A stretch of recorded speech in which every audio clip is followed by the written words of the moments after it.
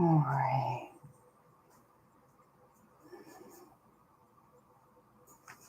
It's not Saturday, but I'm running behind.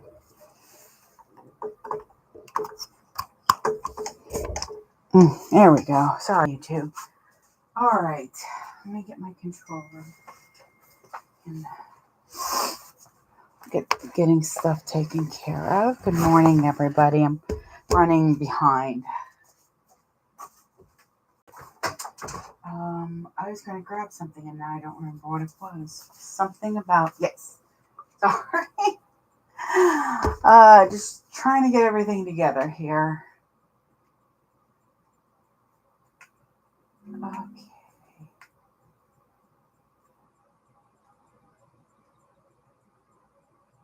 Okay.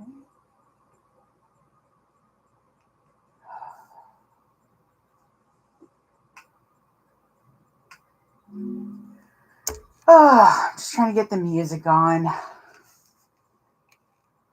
Good morning. All right.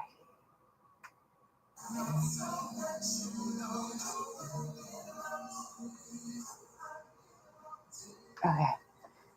That sounds good. That's voice cement, so of course it sounds good. Testing out a new soldering iron. It has so far not been holding any promises so far. Okay.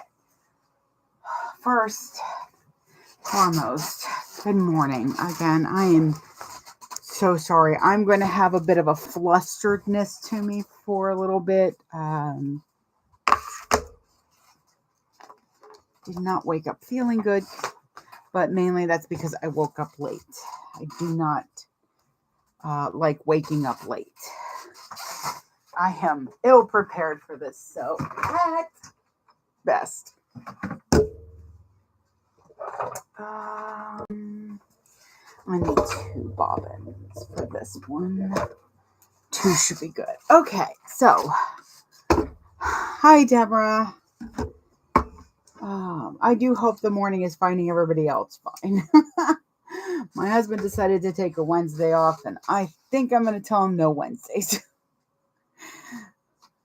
I did not get my morning wake up time because I overslept. Because apparently I don't even hear my alarm anymore. Oh, good.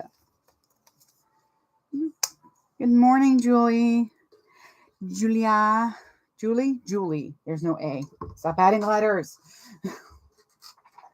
Okay, so I made, this is like one of the fastest I think I've ever been like, yeah, this is my next purse type thing. And I have this beautiful design from Positive Paints that I absolutely adore. And I knew the moment that I bought it at So Magical that it was going to be, are you tangled? You are. That it was going to be a bag for me. The moment I bought the design.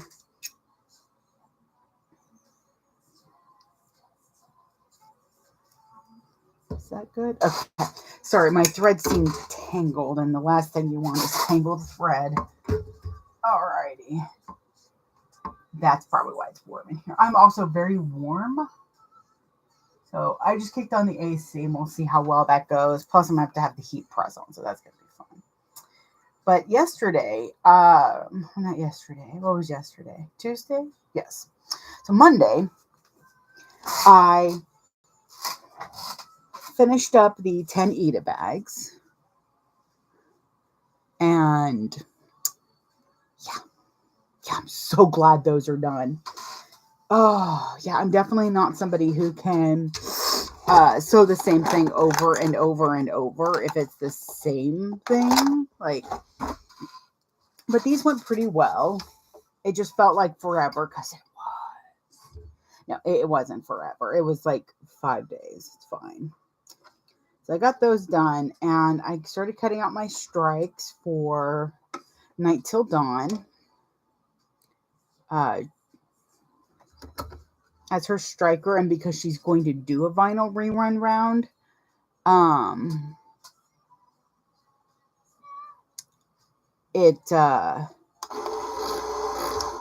she lets me do my strikes in vinyl, which is great. I appreciate it.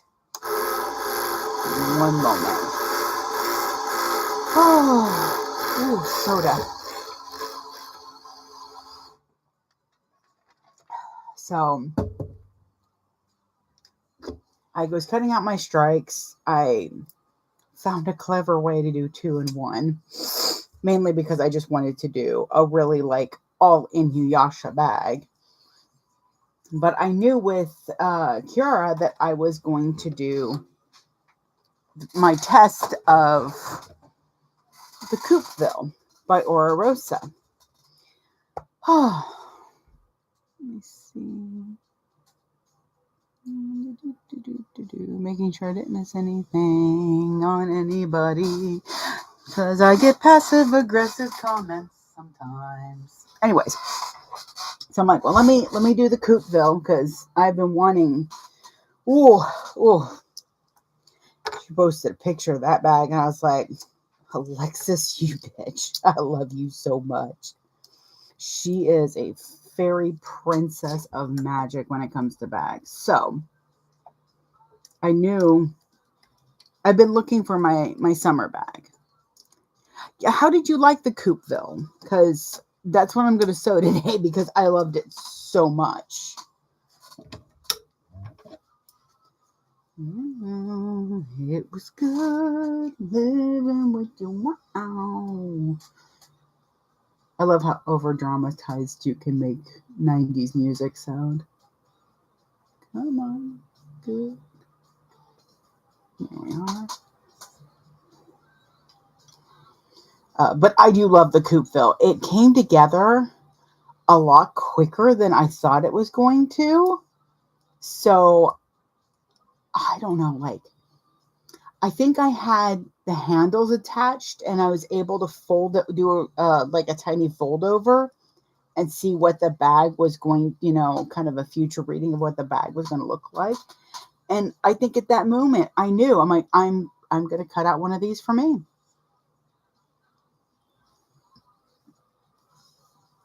Excuse me. I had some fruit, and the fruit was fine. But then I had a bagel with strawberry cream cheese, and I don't think I like the strawberry cream cheese. It was too sweet.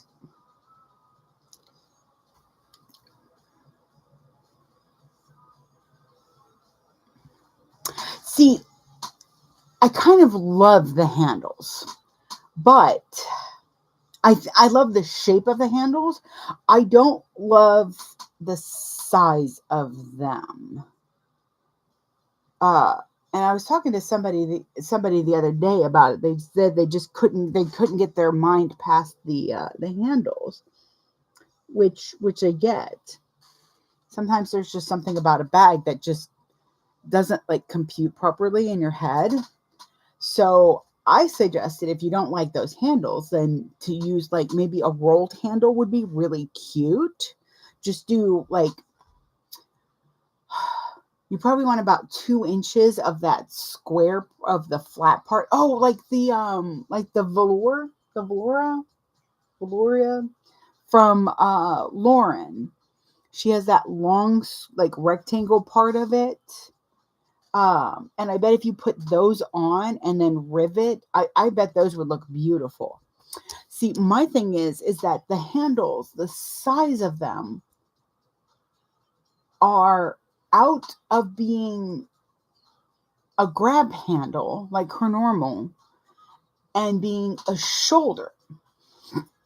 So I'm going to make mine, and I made my handles longer. I added about 2 inches in the middle. So I drew out part of it, and where you connect the pieces in the middle, I kind of put a 2-inch mark there and then push the rest of the pattern piece over. So this way they're longer. And I did an extra inch on the stabilizer piece, which, as you can see, I still need to cut out. The funs of sleeping, of oversleeping. Oh, shoot. Hang on. Nope, that's not what I wanted. Boop. There we go. Focus. I said focus. Thank you. Okay. So now just do not disturb is on. I won't be like, that's what it was. Seems, yes. If you do them any closer, it'll push them up a little bit. Like I said, I like the shape. I just don't like the size of them. And that's because for some reason, I'm getting really out of a crossbody. What the hell is going on here? Sorry, everybody else. I'm having technical difficulties on... What real life crime? Shut up. I do not have any spell slots. Okay, we'll try this again. I'm so sorry. I'm not sure. My phone just went... Just like... I had a stroke or something. And I don't have the spell slots to even be polite about it. Oh, let me turn on my machine.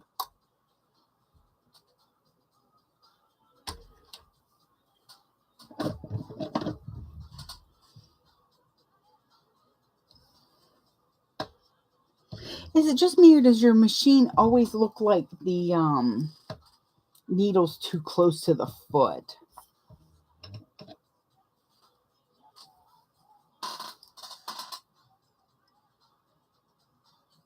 No, I mean, it's fine. It's just me. It's just me. Let me put this over here for a moment, because I haven't even, you know what, let's do this real quick, because I was so excited to sew up one of these myself.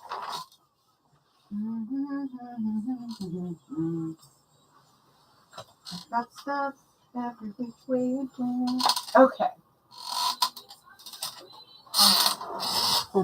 So I did show some pictures of the shade layer that I made, which, by the way, are a great sewing holster as well.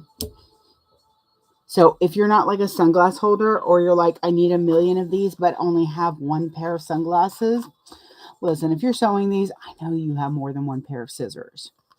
And you could probably put like 2 little loops here so that you could put it on a belt.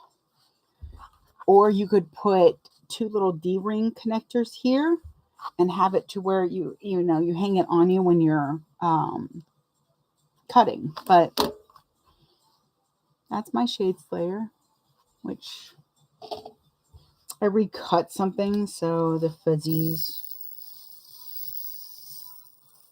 There we go. That's a little better. But yeah, I love this. And look at that print. Isn't that adorable? This is going to be available next week. The design will be available on Fabrics at Night Till Dawn. But I love this little thing. So I'm like, how can I have a purse and not have a matching one of these? So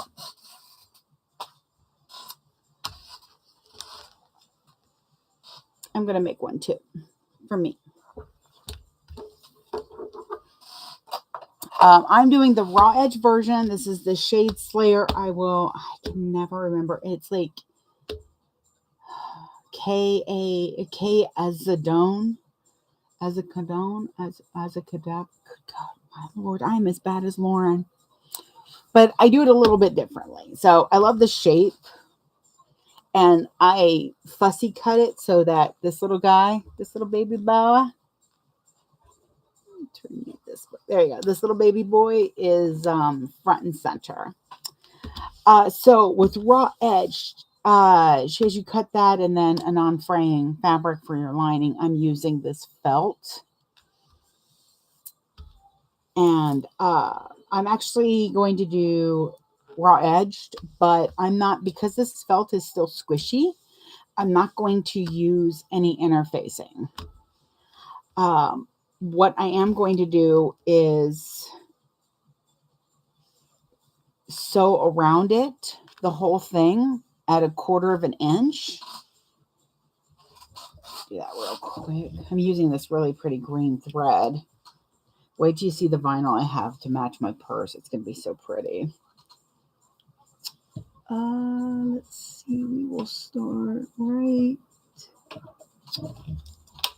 I'll have it put the foot down. Morning, Cynthia. All right. Okay, so. Me and this chair, man. So I'm going to go all the way around this at 1/4 of an inch. I'm sewing right sides together, or wrong sides together. I'm sorry. Let me get some. Oh, and there was no coffee this morning.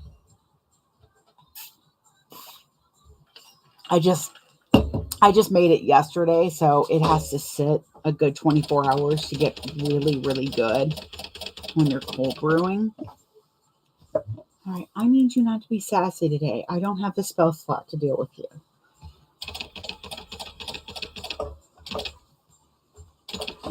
Yesterday, he was like, oh, you do want to stitch extra. I'm like, no, Tiberius, I don't want to stitch extra.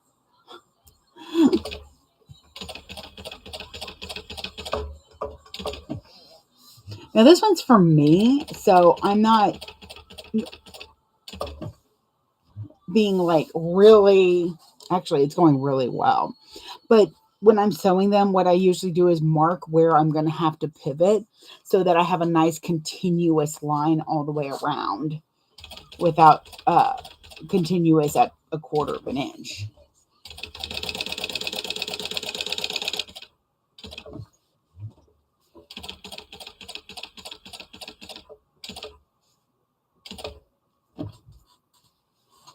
Yep, right there. Nice. All right. As always, I back stitch. I'm going to go ahead and pull the threads to the back and cinch them there, though, so I don't accidentally burn my vinyl. What this usually means is that I don't have to fussy cut my lining. Oh, excuse me, goodness. I'm actually tempted to try something too. So what I did with the other one was I cut it down. And then I put it together. Oh, shoot. Yeah. So what you can do, by the way, is you can go all the way around at 1/4 of an inch. And then this is going to get top stitched again anyways. So you can then, normally that's what I did with the other one. I say normally. So the first time I did it, I started here, went all the way around, came back around, and then went up a stitch and then went across. I don't think I like that up a stitch anyways. And it literally is just coming right here.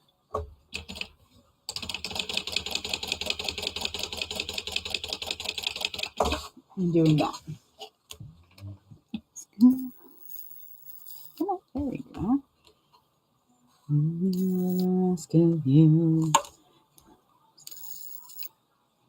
Okay, so see, this is all sealed on there. So then on the other one, I cut all of this off.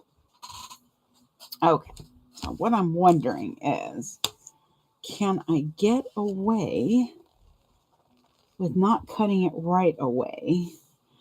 The problem is I will be flipping my lid trying to make sure that that is correct. So no, we're not going to do that. We're going to do it the way I did it before. So I'm going to get out my tiny baby cutting mat. This is the Shade Slayer by, oh my God, I'm going to have to look it up because I feel so bad. I need to also put it in my links, but it's so stinking cute. My little baby. Oh, I guess I should have put a warning that there was going to be danger noodles. I'm just so used to.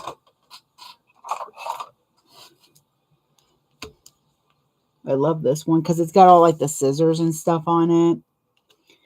So what I'm going to do is I'm just going to line up my ruler.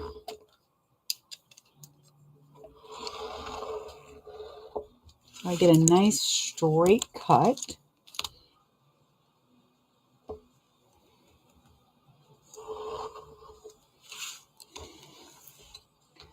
Now there might be a couple of places that I have to cut with my scissors, like this little indentation here and the little piece up top.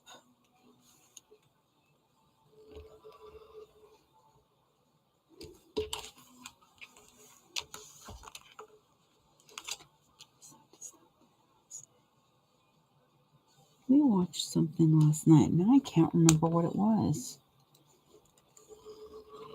What in the world did we watch? Oh, we watched Fright Night last night. I love Fright Night, like the OG one, which I like the new one too. But that's because it's got David Tennant in it. But I like the OG one as well a lot because it's got not Norman McDowell. I can't remember his name now. I am not all here today. This is what happens when I don't have my little half an hour of just waking up time.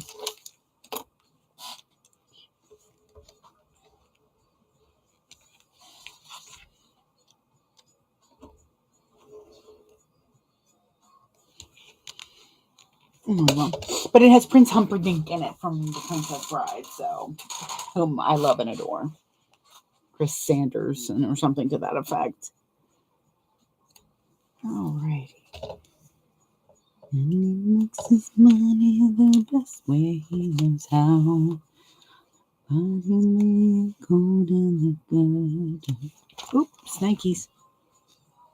Okay. And that'll go into the crochet stuffy pile. And I'm actually not going to put this away just yet because I might need to trim that down. So now we have it trimmed and everything's nice and flush and exact. You can also put a little bit of spray here, but when you top stitch it, it pretty much just stays put.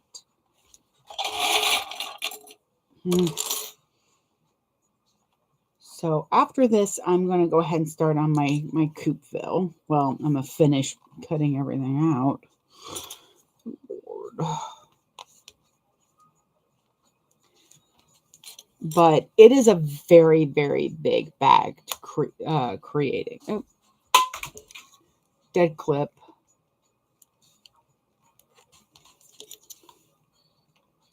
Doesn't know why he let us took him to his final resting. So there are of two minds with stitching this.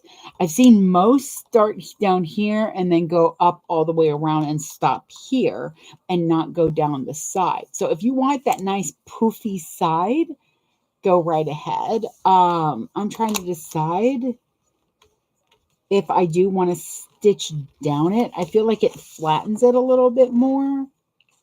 And my glasses will fit in here with no problem either way.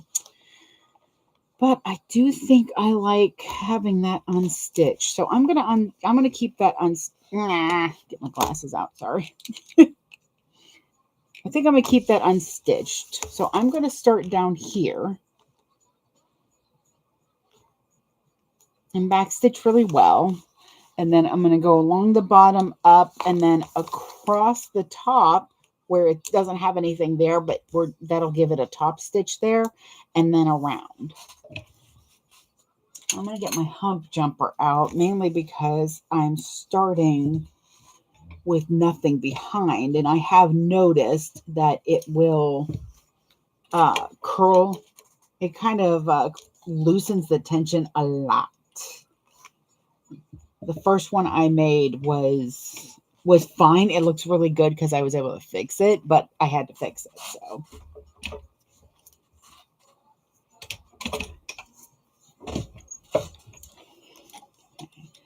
So Just kind of giving it that something, that nice level foot feeling. And then realizing that I started in the wrong place. Try that again. The news is because I did that, that will definitely be nice and locked in there.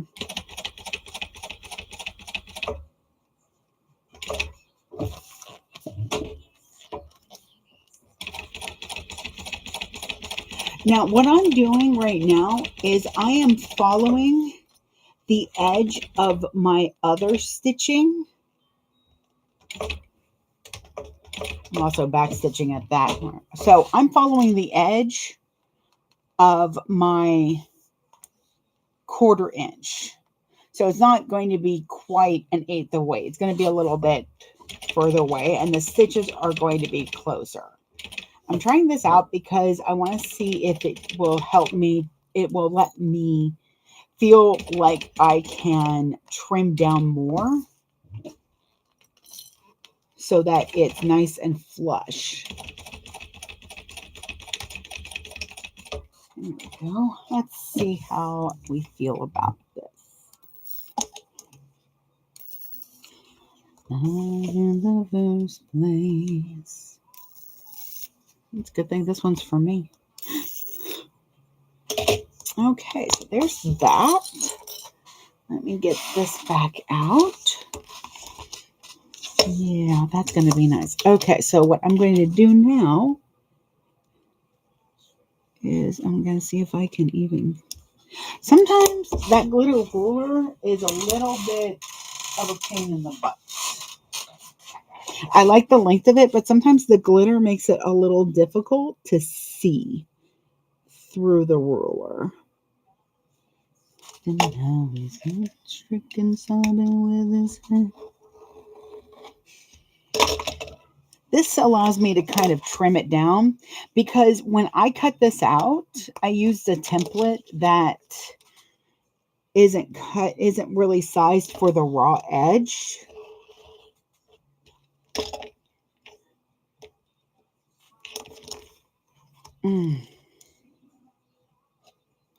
It's the fabric version of it actually, but I like having a little bit of extra to cut down. Okay, now I'm going to use the longer ruler so I can get a nice clean cut.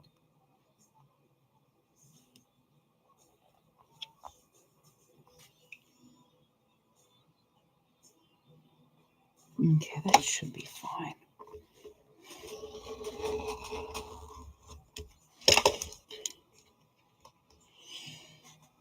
In essence, I almost end up trimming it down to the size that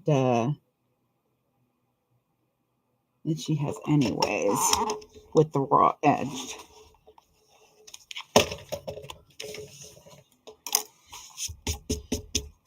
No tripping, son. Come on. Sorry, my...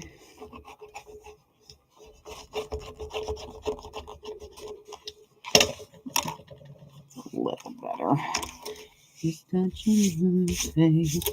When you're trimming anything like that, oh, hey, welcome back, Cynthia. When you're trimming any type of raw edged items like this, you want to make sure that you're slicing straight up and down and not at an angle, because otherwise it'll just kind of trim it at an angle and you'll just get a lot of white showing up, or whatever the inside of your vinyl is. Okay, put that away. I cannot believe we didn't die for the sense we were freshmen. Okay, put those away so that I don't have to worry about those. But yep, there we go. I'm going to take a moment to carefully singe. When I say singes, I'm pretty much running it just along the back of it almost.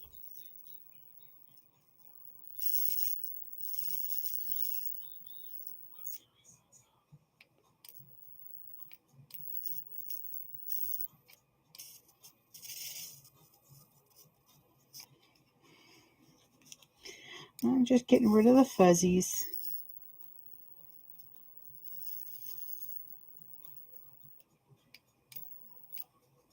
Come on, there we go.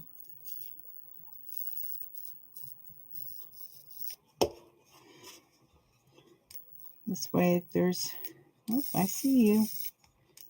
There we go, thread. There we go.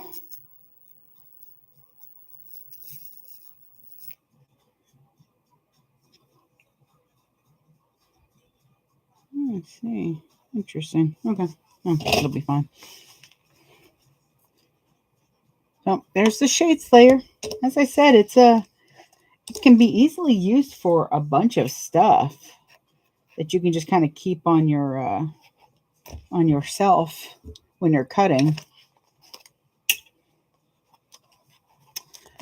Morning, Joseph.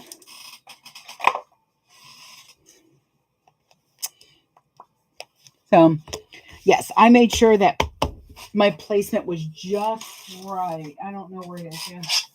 I used the template that I had my husband print for me. I'm going to contact the creator of this pattern and see if she will allow me to sell these. If not, then I'm so sorry they will not be available because I respect the hell out of these creators and these designers. But if she does, then, whee! But I love it because you can use it on any side. And I made a nice big window so that you can do like fussy cutting, which is how I got my beautiful boa in the right spot.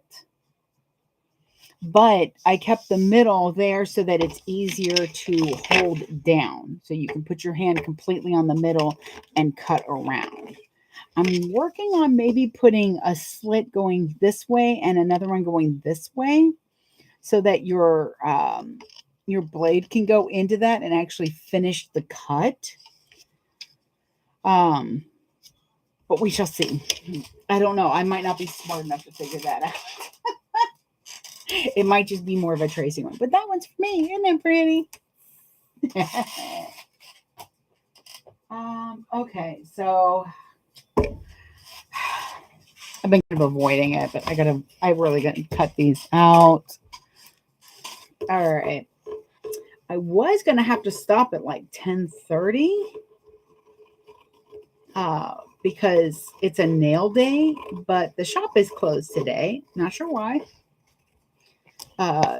They might be doing like a birthday party or something. I'm not sure. It's a small business owner, so I just kind of go with the flow of it. She's like, I can get you tomorrow. I'm like, yay. And seeing as technically spooky season has started, I will most likely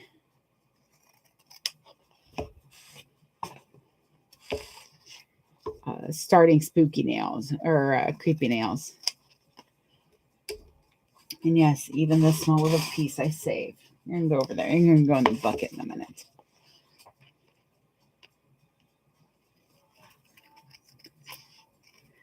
So this is the handle for the Coupeville. This is the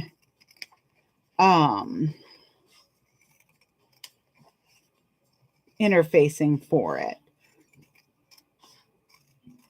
And it's a very interesting, she always has some interesting construction. Probably could have gotten it out of that. Oh, well. I know I'll be making this bag again anyways. I know I really like a bag pattern when I feel like I've been committing space in my memory for that bag. We're going to have to turn on the heat press in a minute. I just got to sew one thing together and then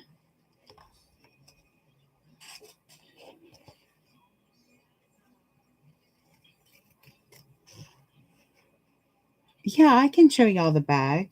Hang on. Always remember that I'm simulcasting, so try to have a little patience with me trying to catch comments on 3 different screens. because the problem is StreamYard doesn't show me the comments on Instagram, and it was such a delay that I've just decided to just still stream through the phone itself. See, now my stomach's kind of growling a little bit. But I know I don't want that strawberry bagel.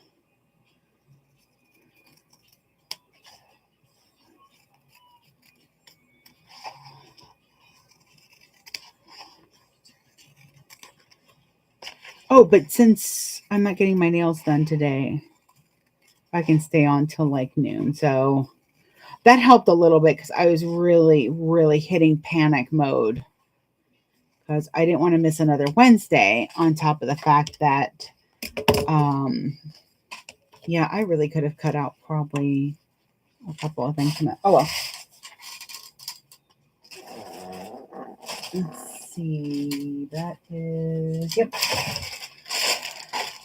I have a Ziploc bag for my Decoville light scraps. Working on like a little box or something to put my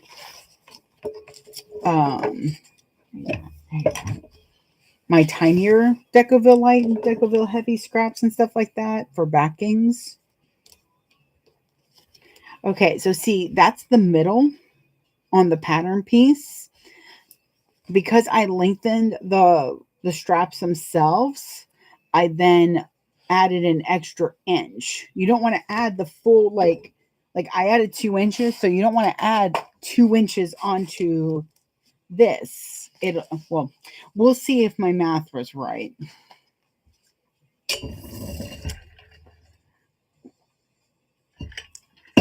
See if that Mountain Dew takes the place of coffee. Okay, bear with me for a second. Let me cut these in half.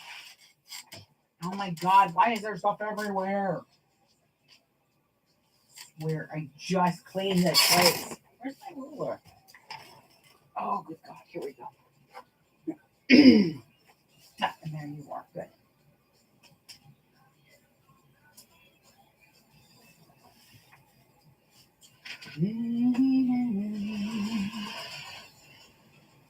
Okay.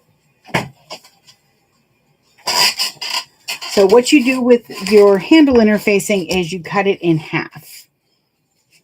What that's going to do is the way she has you apply it to your handle piece is you have that 1/8 of an inch in between, and that lets you fold it without creating wrinkles with your interfacing or creating extra bulk. It's absolutely lovely. I mean, it's what a lot of us do with our regular handles. So to take that that well-known trick and to add it in here and even adjust it for the interfacing was absolutely brilliant. All right, let me get my phone back in pieces. Okay. So the phone backing, though, I'll make sure I do that right way, or else that was all for naught. So I don't like using that much of a vinyl if it's not going to be seen. Plus, there's a lot of times when I put things like my phone or that inside of it. If I use like a slick or like a sticky vinyl, then it's going to stick to that. And I do have a problem with the glasses kind of sticking to it and getting a little bit more difficult. So what I do is I cut at least a 3-inch, 3 1/4 piece of my vinyl, of whatever I'm matching up, because it's supposed to be a sneaky pocket. Oh God, I forgot. Let me show you real quick. And boy, on this one, it is a sneaky pocket. So here is Coop. Let me give.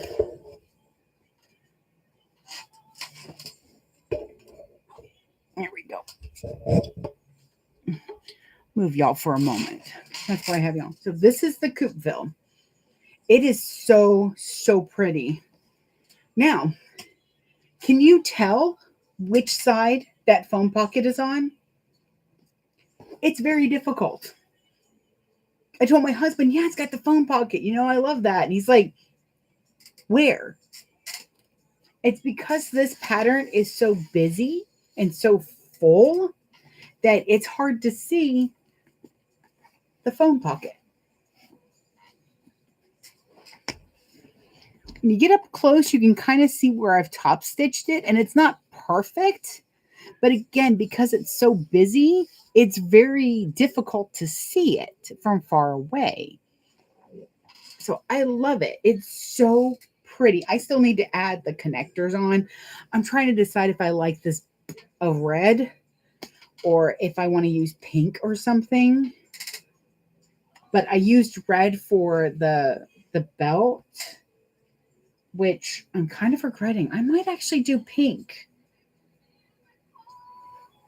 I don't do concealed carry bags. There are a couple of patterns that already have that type of thought process, but I don't do them. So it has, so like I said, so as you can see, the handles, the way they sit, and I think I know what you mean, that if they were closer together, it might be a little bit better, but having it like this part, it makes me think, yes, seems, I'm thinking pink too. I think it kind of reminds me of an old English bag, like something that Miss Marple would carry. That's what, oh my God, I've been trying to think of that. But yeah, it's very something that Miss Marple would carry. The problem I have is, like I said, the handles are too short. I can just, if I shove it up there, I can get it up there, see? But as you can see, it's wrinkling, and that's because it hurts. Oh, Shnikes, where'd you go? There you go. I got the rivets that I'm going to need. But I like the size of it. It'll be able to fit all the stuff I need. I'll be able to get into it. Recessed zipper. Opens up nice and wide. We've got a slip pocket here and a slip pocket there. And then we've got this zippered on the slip. You know me, I love a zippered slip. Yeah, I think I'm going to redo that. I can honestly use this for the other one. That's not a big deal. The other Inuyasha bag I'm doing, so that's fine. And then I can redo this. Oh, I'm glad that didn't work. Good. But the way she has you do this zippered pocket is different because I'm watching the video.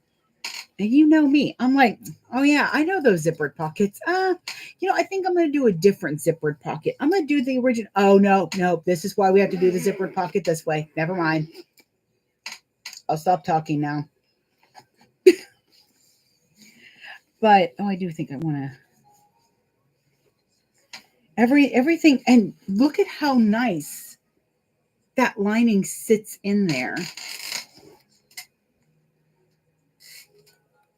It's gorgeous in there. It's not like saggy or baggy or anything. That's the first time I haven't had to adjust the seam allowance. You just sew it and it fits so nicely in there. This is the Coupeville by Aura Rosa. If you go to my link tree in the Bayou, it has the link for it. But I wasn't even halfway done with the line, with the outside, and I'm like, yeah, this is the bag I'm going to make for me, this style. But I absolutely love it. So with this though, you can't tell, but half of that is waterproof canvas down there, which is what I'm doing. But I'm doing a little bit more this, or a little bit more of the waterproof canvas than the vinyl this time.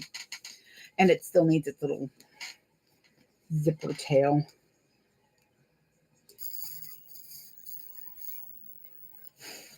I don't like leaving that undone. Okay, so I can finish that later. But also, look at how cute that is.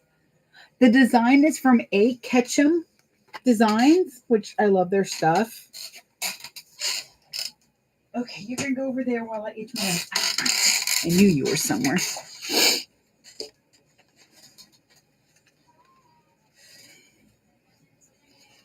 In mouth than any time.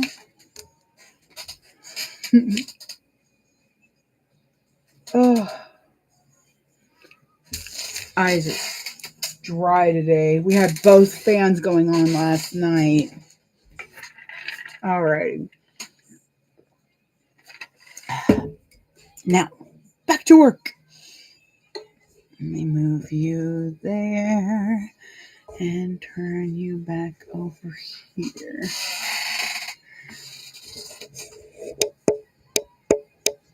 Nope, that makes it worse. Okay.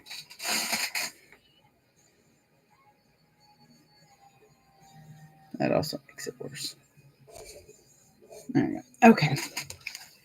So I'm going to take whatever your pieces are, you need them to be, so if it's 10 long, you need to make sure that it adds up to 10 plus your seam allowance on both.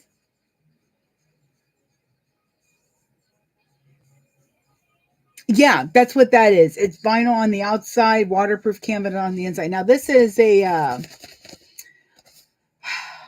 very thin waterproof canvas. This is the Tough Pro or whatever Walmart calls theirs. So it is a bit thinner. Every time I say thinner, all I can think of is the Stephen King movie, Thinner.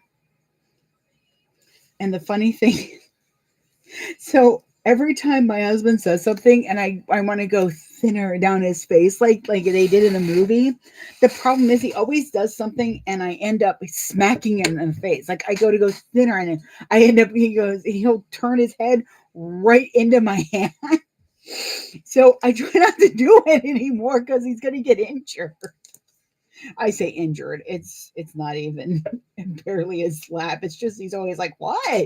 I'm like, I was trying to do a bit and you ruined it.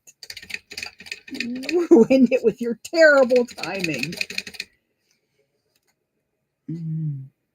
I love this bag. I cannot wait to have this bag for my own.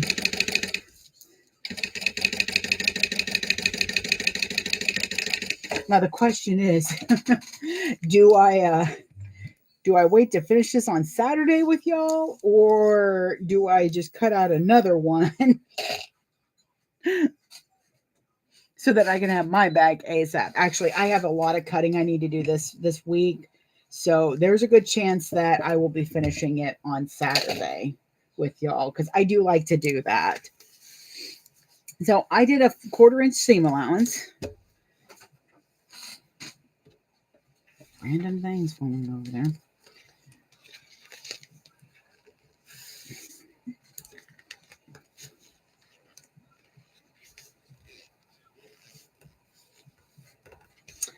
Trying to decide. Yeah. So I'm pushing the seam. You can butterfly it if you want, which I normally do if I'm doing an outside split like I do on the Erica. But for this, you can just put it behind the seam. Mr. Heckles. I really do like the sneaky pocket on the Mr. Heckles. I don't know. There's something about the Mr. Heckles that I get just about done. And then I think it's when I put on the bottom or something. Maybe it's the turning out or something. I don't know. There's something about the finishing of the bag, but I think that one's a little. I think I was in a weird place when I did a couple of those. And that's because I had just done like a ton of bound bags. And when you do bound bags, once you're turning out, it's done. There's no extra top stitching or anything. So, and it just, oh, that's what it was. So the problem is now when I do a birth bag and I have to do the top stitching, I get cylinder arm envy. Like I get so mad I don't have a cylinder arm. So here we go. So this is just a split. This is what I call a split panel. It saves you on expensive materials and lets you use some thinner ones or some just some lighter weight ones. We're going to be putting Decoville light on the back of this, so it doesn't need to be like a sturdy piece. This is, but you do want this because you're kind of going to hide that pocket and at the same time keep that sturdiness there. Good morning, Marie. All right, let's see. Ugh. I can't believe I already have this pattern like almost memorized. I don't know what's wrong with me. Did I not cut out that piece? I am so not smart today. Do I have a chunk somewhere? Welcome to this episode of Can I Frankenfuse It? There's that piece. No. There's a good piece. Come here, you. That's a nice thick piece. Okay. Ho, ho, ho, ho. What do we have here? That looks like a good one. And maybe might be that one. Okay. Hold please. 10 by 7. Okay.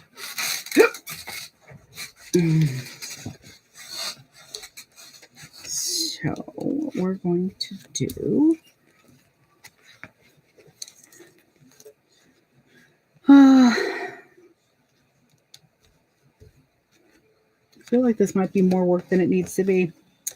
It's more work than it needs to be. Only because I don't feel like doing it.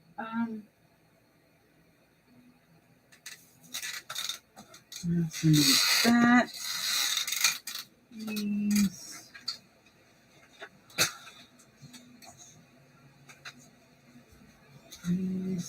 Yes. Okay.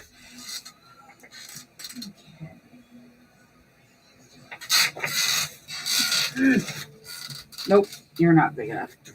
Okay. Oh, please. Ow.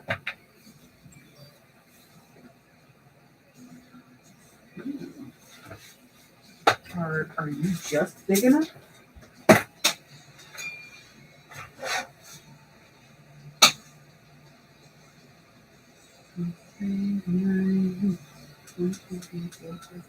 Oh. Ah.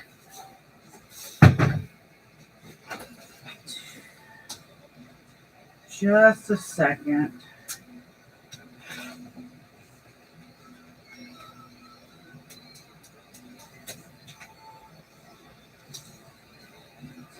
No, even better, it's a little shorter. Okay, so now I have the piece I need.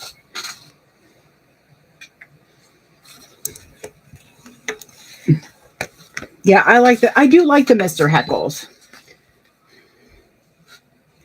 There's just some bags that I fall in love with more so than others.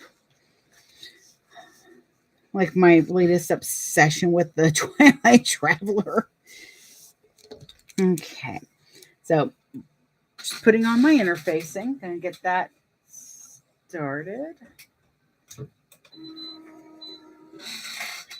it's already after 9.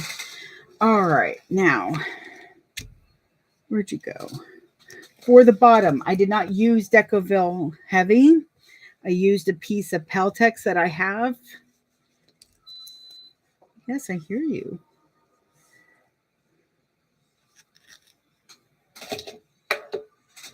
That it doesn't have any glue on it. So I'm going to do a decorative stitch to keep it from going anywhere. But I'm also going to mark my corners on this because the other one almost came out a little weird. So you can stay there. Let's get everything fused. I use the cool surface of my sewing table.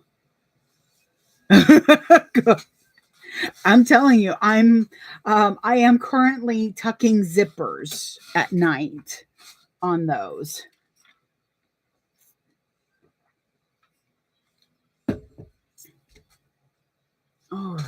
So I figured out a trick for placing your pieces on your top trim. Set you over there for a moment. Okay. Where are you at? So, because I came across where I tried to put it on, yeah, it's always nice. It's just that little extra pop. So I also at the table when I cut it, put an arrow to show where the top is. So if you trace out at the bottom your seam allowance with a pin that actually writes, there we go. I'm going to buy a pack of 1,000 pins just so that I can throw them when they don't work. But if you trace out the seam allowance on the top and bottom, then you'll know exactly where to place your pieces. I love this bag. Oh, this bag is so pretty. Can't wait. There we go. And you should have, where'd that come from? Get in there. You should have 2 sizes. One is longer than the other. One should be longer than the other. Okay, that one's fine. This is the one I think I need to trim down a smidge.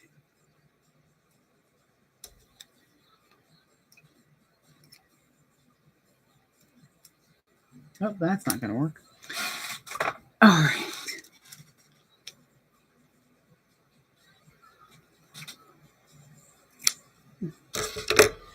All right. So you have a shorter one that goes on the top part. And then you have a longer one that goes on the bottom part.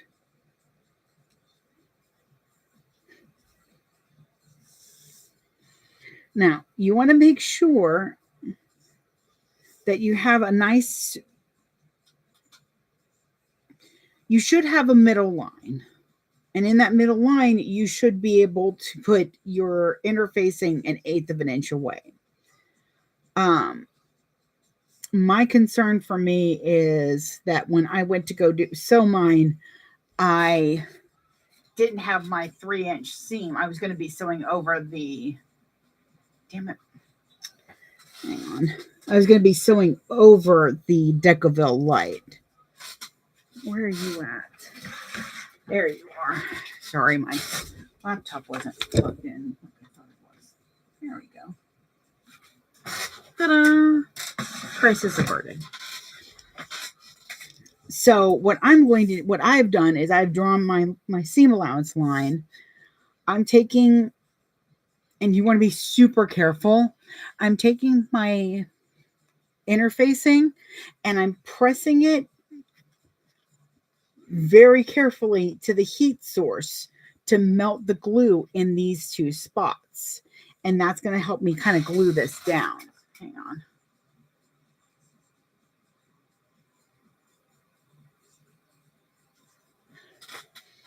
Oh, my nails help me to be able to kind of accomplish that.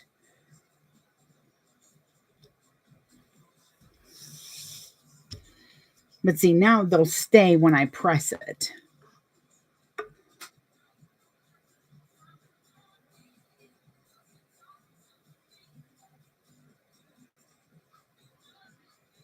Cynthia, this bag, the one I'm making, or the Mr. Heckles?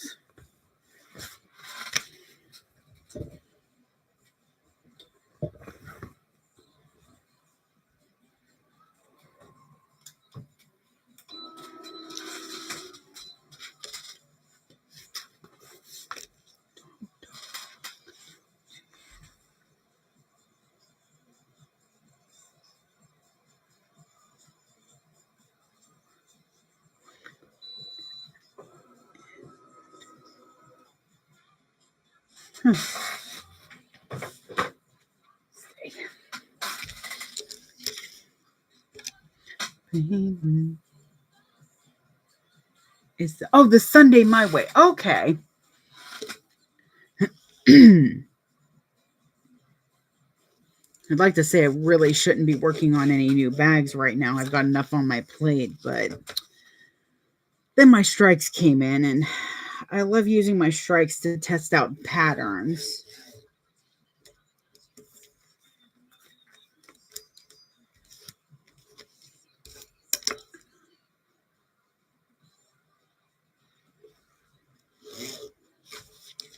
Do, do, do, do, do, do, do, do, do.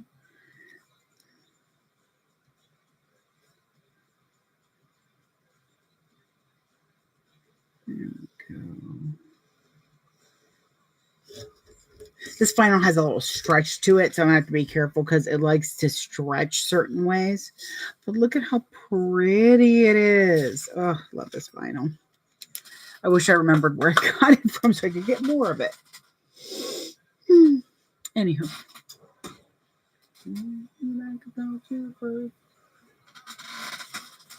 The interesting thing I will say with this vinyl is that sometimes when I press it, kind of see where the texture fades, but it doesn't on the interface parts, which is usually where you're going to see it anyways. Oh yeah, look how that folds.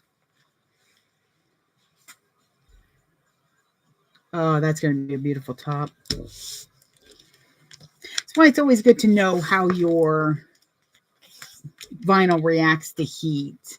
Whenever I get a new piece of vinyl, did I cut out a tag for this? Son of a gun, I don't think I did.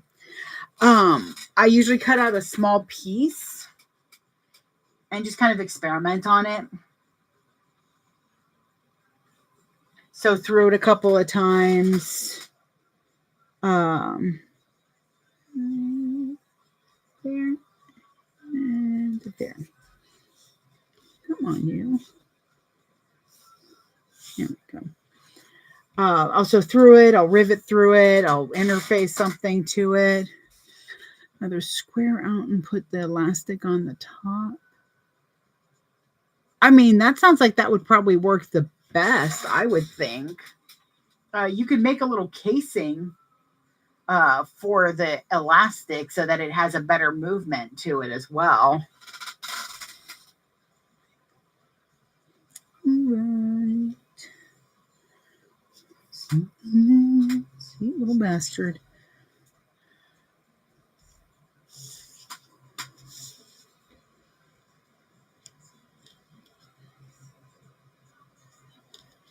Okay, let's see how that goes.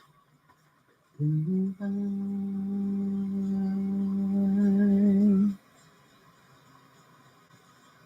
on, there we go.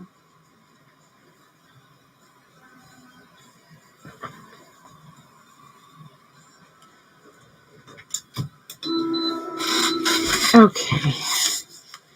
That's one top. That's another top. And then I've got this and the handles.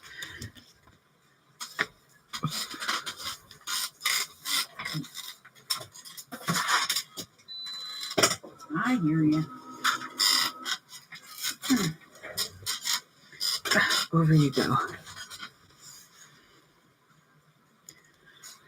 Okay, so here are the panels that I'm using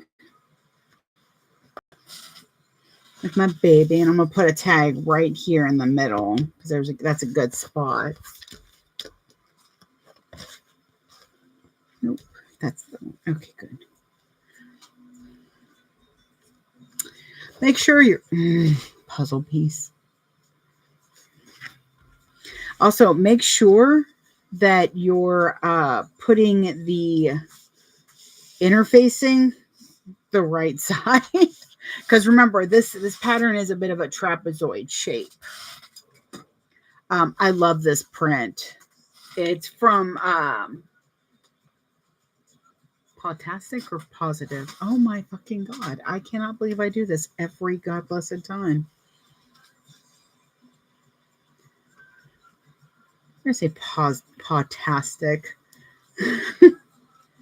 As I try to remember this. Where'd you go? Okay. Say you'll be mine. It was a exclusive print that she had at So Magical. I got to meet her. It was fantastic. I absolutely adored meeting her. She is just the most adorable thing ever.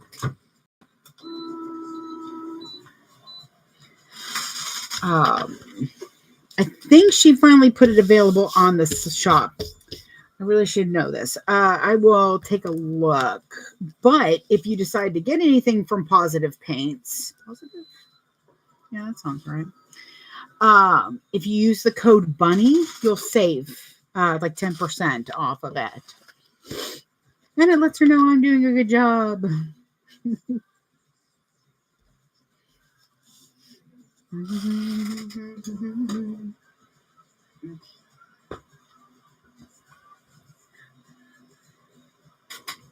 You have my heart.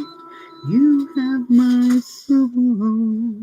All right, so this, and then I've just got to get the handles interfaced. We'll get this prep work. There's a bit of prep work on this one. I'm no stranger to prep work, though. I mean, for the love of Pete, the classic zip around. Talk about prep work. Rhythm divine. All right. Definitely making sure that the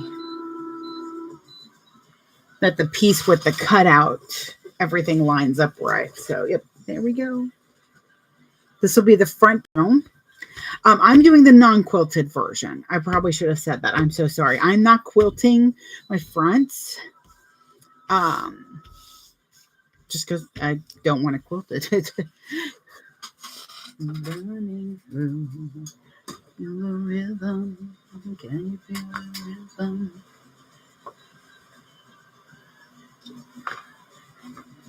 Oh, hot, hot, hot, hot, hot, hot. All right, fun time begins. Because we need to get kind of a midpoint here.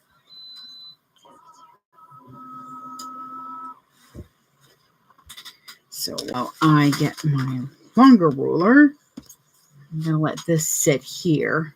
You should always let your, yes, they are on sale. If there is a print that if there's a pattern that you're like, at Ora Rosa, if there is a pattern that you have been thinking about grabbing, grab it now. It is not a bad idea. Yeah, I got the email this morning. I'm like, Alexis, I know these are like bulk sent out, but a part of me is like, she knows I have every pattern.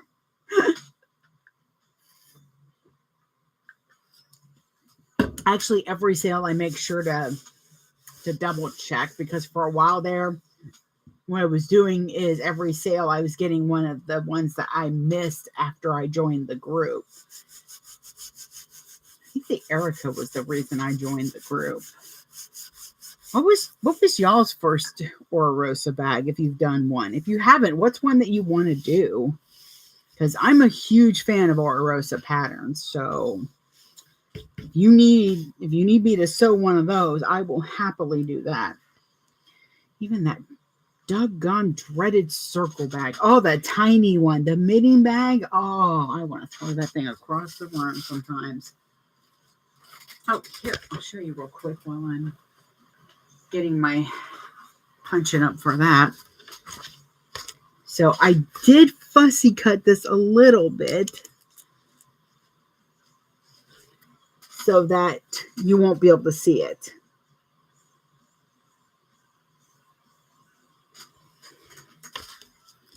Even with it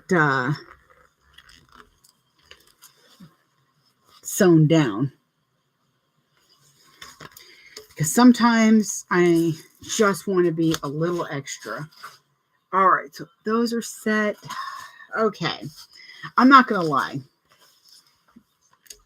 these handles are a bit of a challenge. So what we're going to do, because that is something I don't remember. Let me see. Where is Acrobat? The Ericabola is fantastic. I love it at 85%. Like at 85%, it's just the perfect smaller, like small medium bag. Go.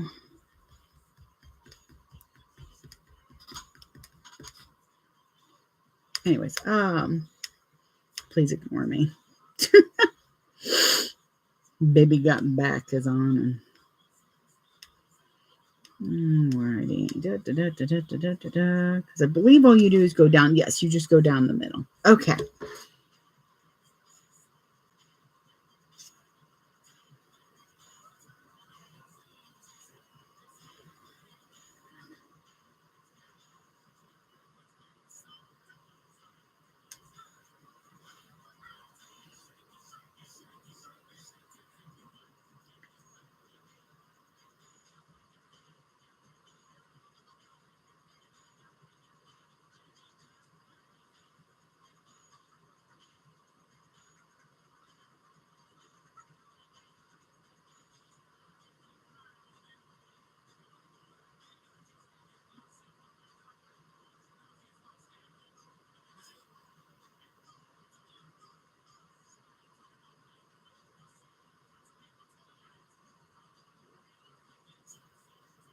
Okay, yeah, just in half. Whoop, don't put that there. We're going to use the big ruler. And hopefully a pen that works. So if I have found it a little helpful to kind of put a little mark to start it on these points, because it's not like you can just line up your ruler.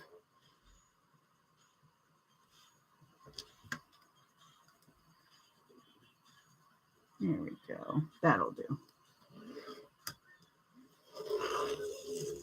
Okay. So you want to draw a line all the way down the center. Yep. Okay. We'll do that again with the other one. Ooh, and then I'll be glad to. Don't want none. You've got fun, son. Okay.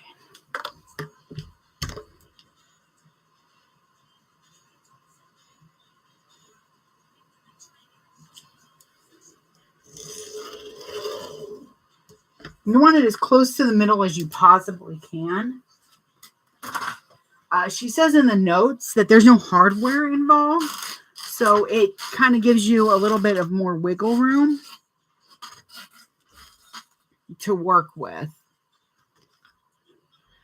Let me see. Erica Fuller, yes, we definitely love that one. Most of my bags, yes, pretty much about 90% of my bags are done with a vinyl or faux leather outside. I feel it has better longevity, more stability, and is easier to clean. As somebody who knocks over her cup at least once a day, I like something that can be cleaned without it being ruined.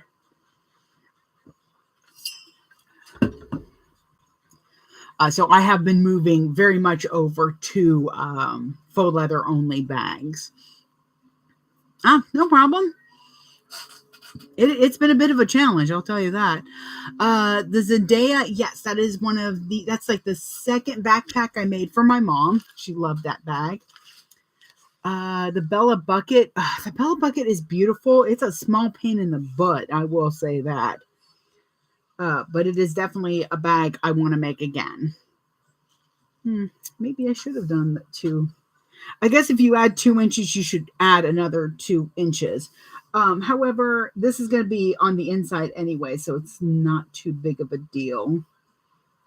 So I'm not like concerned that my interfacing isn't quite as long as it should be. So again, I'm heating up. Do want it to match up that though. Oh, not right up to the line. So the line we drew, we're going to make sure that we're, might have to just use tape. Yep. Where's my tape? I don't feel like, I already burned myself yesterday. I don't want to keep burning myself. So to keep this from moving, I'm just going to use some tape. But the Bella Bucket's beautiful. Some bags are so pretty, but they just, to me, they feel like they would be awkward as a crossbody.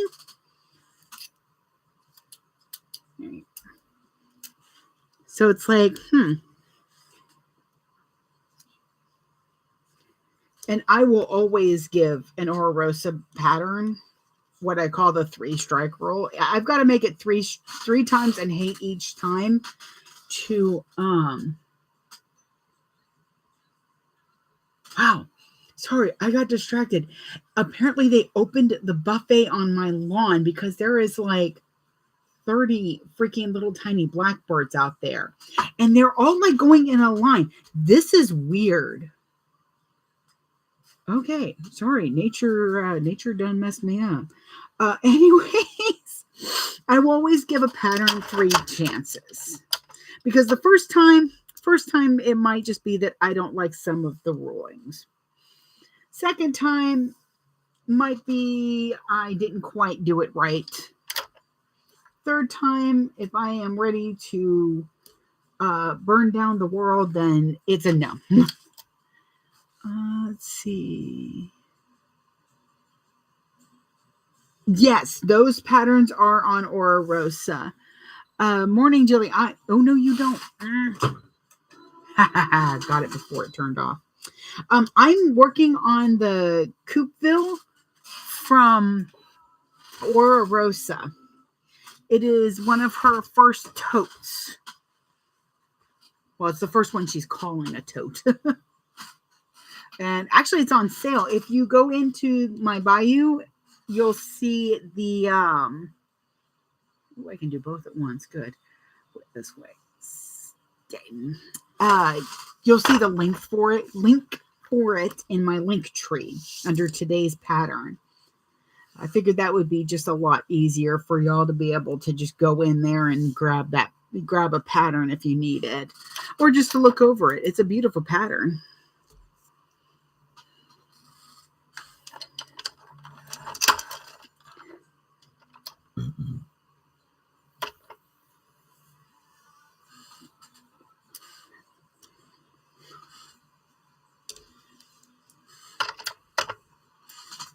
Go. So mainly I'm using this tape because I really, you fold over the stabilizer.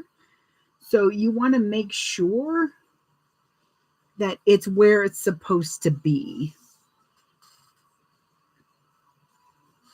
So that's why I'm taping it down. And I'm using heat sensitive or heat safe tape. There's the word I wanted. I won't be leaving it in the purse. I will most likely peel it up. I don't think it's a big deal either way, but you know, just in case. Alrighty.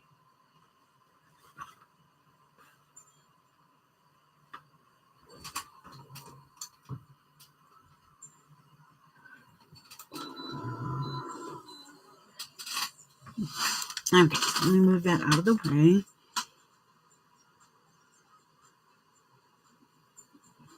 Thank you, Salty.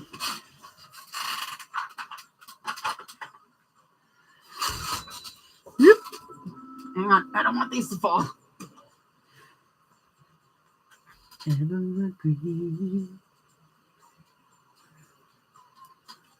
All right. I swear we're almost done with the prep work. Well, with this part of the prep work. The warm prep work. Where are y'all going? No, come back here. Sorry, I'm trying to get these to stay put. And I like to shout. Okay. Woo. All right. Now, while that is baking,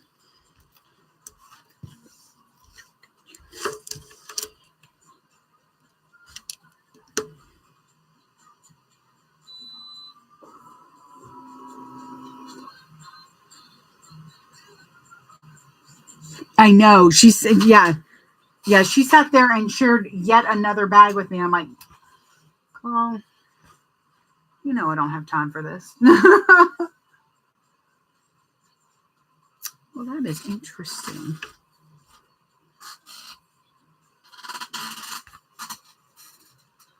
Huh.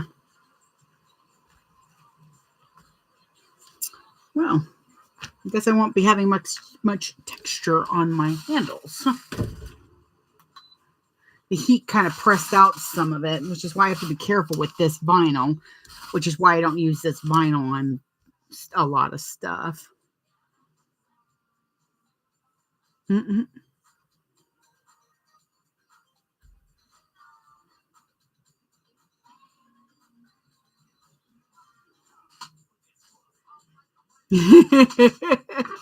No, it's a really interesting looking bag. I like the shape of it and everything, so it's definitely one I'm going to be looking at.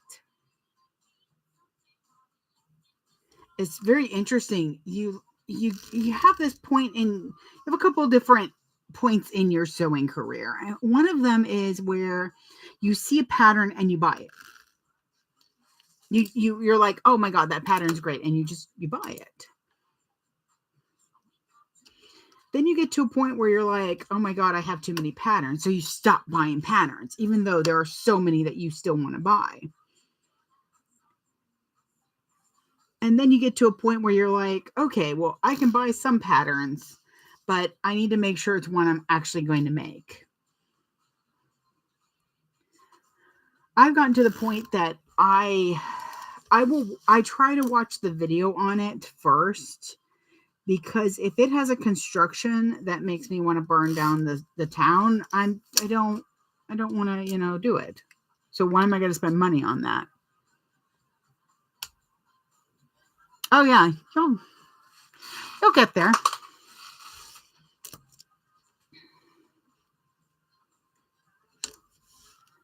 I believe in you.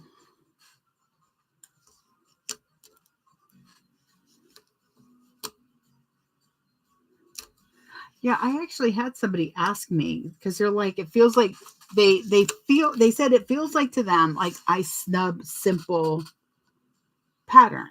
And I was like, well, first of all, I don't snub any pattern. If I don't like it, I just don't like it. But the other thing is I love a simple pattern. I really do. But for some reason, I still have change purses from 5 years ago that just have not sold at all.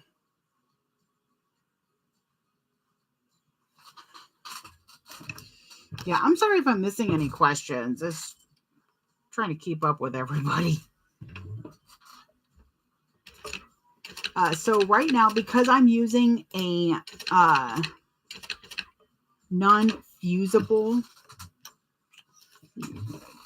a non-fusible Pellon underneath, it's Peltex 71. So it doesn't have any glue. Because of that, I'm stitching it on.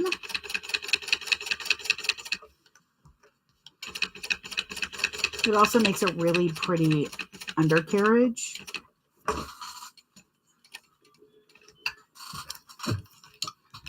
I just called it an undercarriage. No, I appreciate it so much, because I look up, I'm like, oh, she answered it. Awesome. They answered it. I try not to, I don't assume someone's pronouns. So generally, I just start with they and work from there.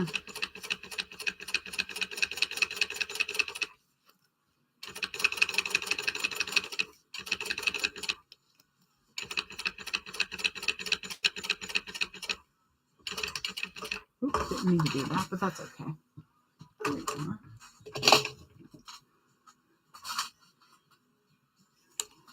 Or just pull those to the back. Can't even really tell. Okay, so yep. I do love how that looks.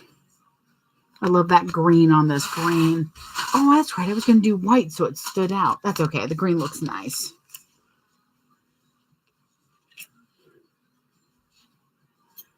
It's fine. I'm already, down this path. So I'll pull my threads to the back. Come on. And I did decide on gunmetal hardware. Madre de Dios, are you kidding me? Come on.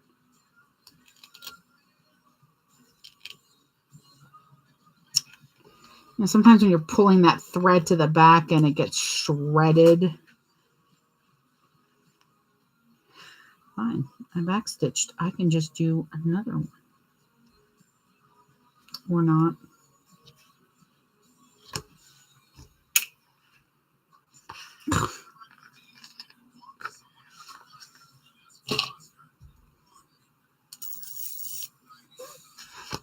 There we go.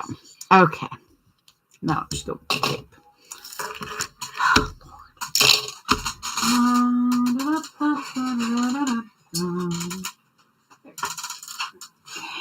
Just gonna clean off the silver marking.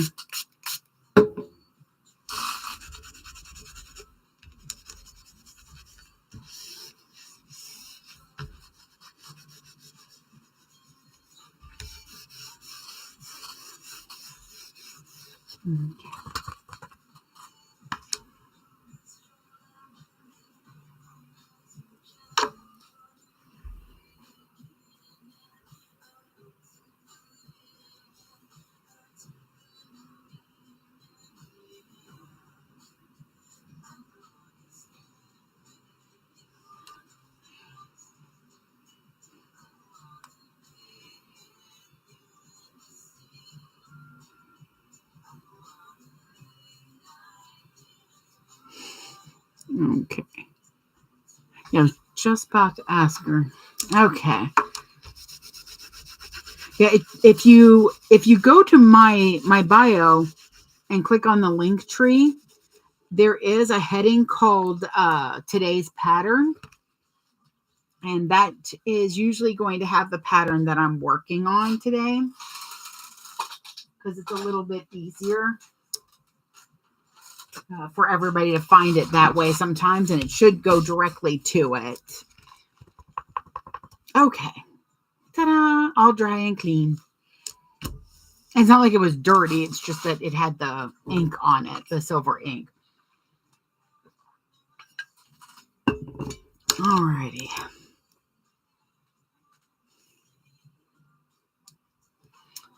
I do different markings than her. I do 2 inches in from the side and 1 inch down from the stabilizer. And then I do one in the middle, purse feet. I'm sorry. I know I said it in my head. Oh, good. I hope you like it. I absolutely adore it. I'm also going to take a moment to mark my centers anyways. I'm going to need those later. It's honestly just a good habit to get into marking your centers on as many of your pieces as you can.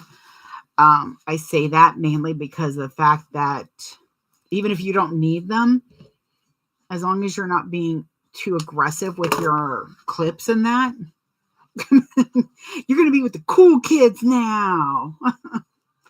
That's where my nephew will just run into the room and he'll go, Auntie Liz. I'm like, what? Do you have cheese? I do have cheese. You're one of the cool kids. And then he'll run off. And my brother will look at me like, what was that? I'm like, he just, I told him once, one time. I was like, do you have your cheese? He's like, yeah. I'm like, well, you're one of the cool kids now. And then he latched onto it like he does. So now anytime somebody says something to that effect, I'm just like, you're one of the cool kids now. And they're like, what are you talking about? Don't. I'm like, don't worry. It has nothing to do with you.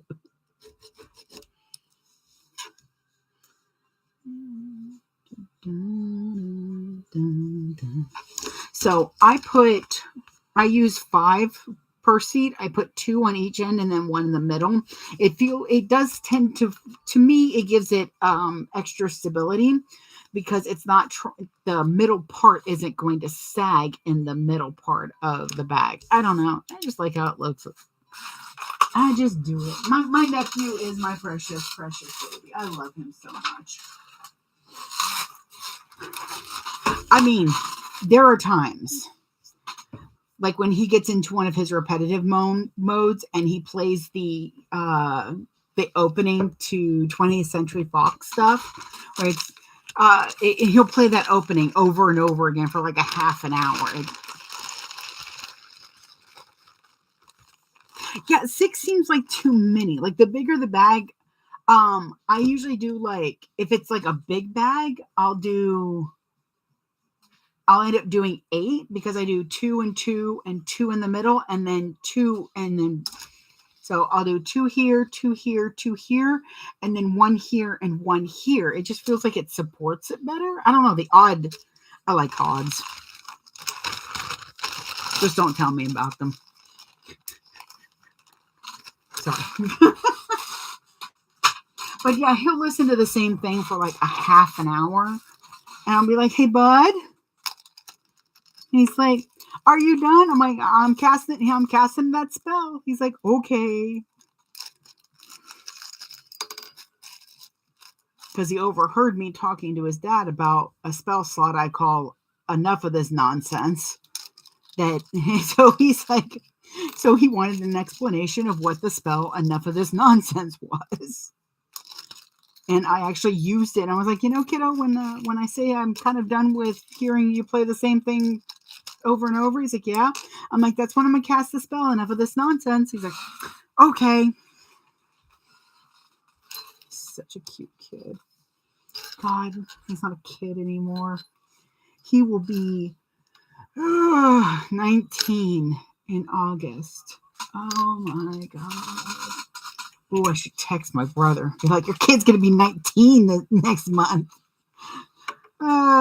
Just so that I can go ahead and make sure that if my character is going to meet its untimely end, it does it soon. Oh, I cannot wait for DragonCon. I need my scissors sharpened. I need more scalpels. There we go. I need to see if he's got a backing for that extra.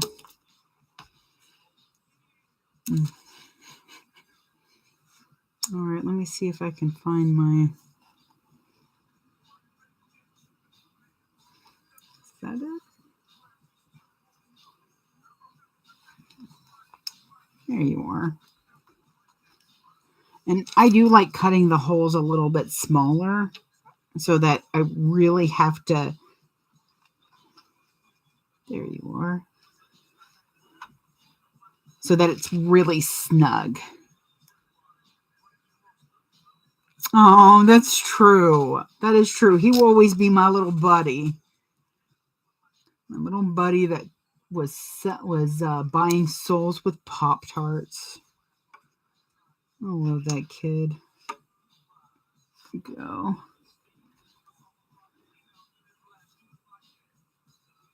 Oh my goodness, how old is... See, you say old camcorders, and all I can think of is how many found footage movies I might have watched this week. Oh.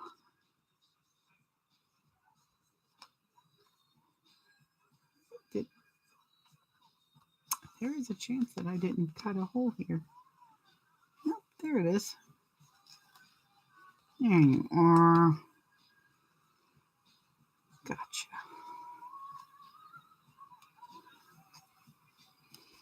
Okay.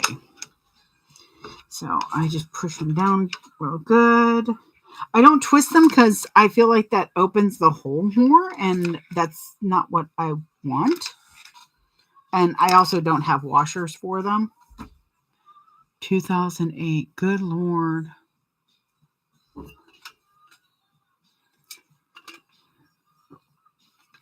Um, these I got from my hardware supplier, but you can get them on Amazon. I usually purchase them in like sets of 100. Pretty much anytime I put in a hardware order, it's like a car payment. Because I just chunk down for like 100 pieces. Dang it.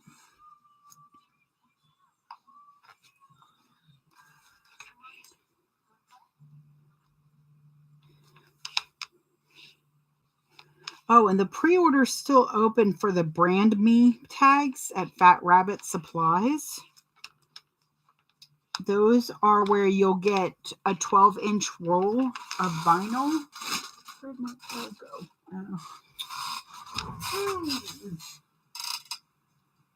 Well, that is curious. I don't know where my roll went. I don't know where anything went in this room. It's a slight nightmare. But they're... Oh, here, I can show you.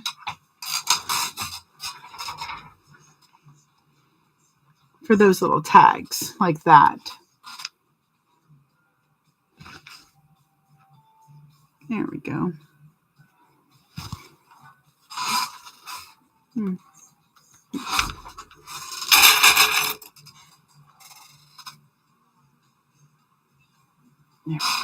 Okay. But they're a way for you to add a tag to the bag without it costing an arm and a leg, what feels like an arm and a leg. When I add a metal tag, I'm usually adding about $3 at least onto it. So I designed some tags and just had them printed on vinyl so that I can put a tag on everything and not feel like I am having to add that cost onto it. Oh God, thank you for saying that. Actually, yes, I've got to put an order in with Wawak. I'm almost out of, I buy my thread from them. A lot of my basic colored threads from them, but mainly I get my double-sided tape. I've tried some other ones, and my favorite is theirs. And I get it in 1/2 inch, 1/4 inch, and 1/8 inch. The 1/2 inch I usually use for large but small spaces, and my binding. 1/4 inch for pretty much everything under the sun, and 1/8 inch for zippers. But I have to buy them like 2 at a time. I don't print them in-house. In fact, I'm really excited. I've got some samples coming from a new menu that I might be going with now because they have a shorter turnaround time for about the same cost. And I might be able to offer different vinyls instead of just smooth. And I'm really excited. So excited. But I'm getting them printed.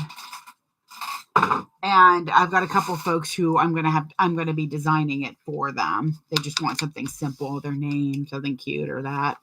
Also might be designing some kitschy ones. Like, yes, this is handmade. No, I won't hem your pants. So we've got our bottom done.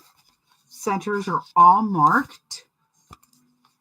This is paper tape that I get currently from U-Haul because my husband works here and I get a discount. But I do need to figure out some different ones. And yes, I definitely need to put that order in really soon with Wallach. I am low. All right. Next. Now we get the fun and excitement. See if I can get the tape off of this and if I'm even going to worry about it. This is just the heat transfer tape, or not heat transfer tape, heat safe tape.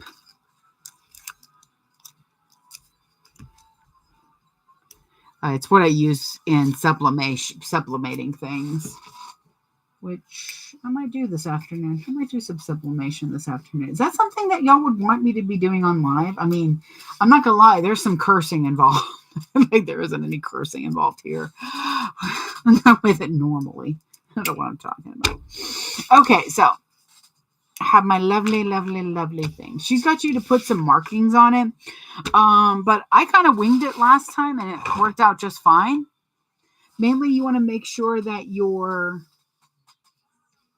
that everything is the same on both sides. You know, that everything was placed properly.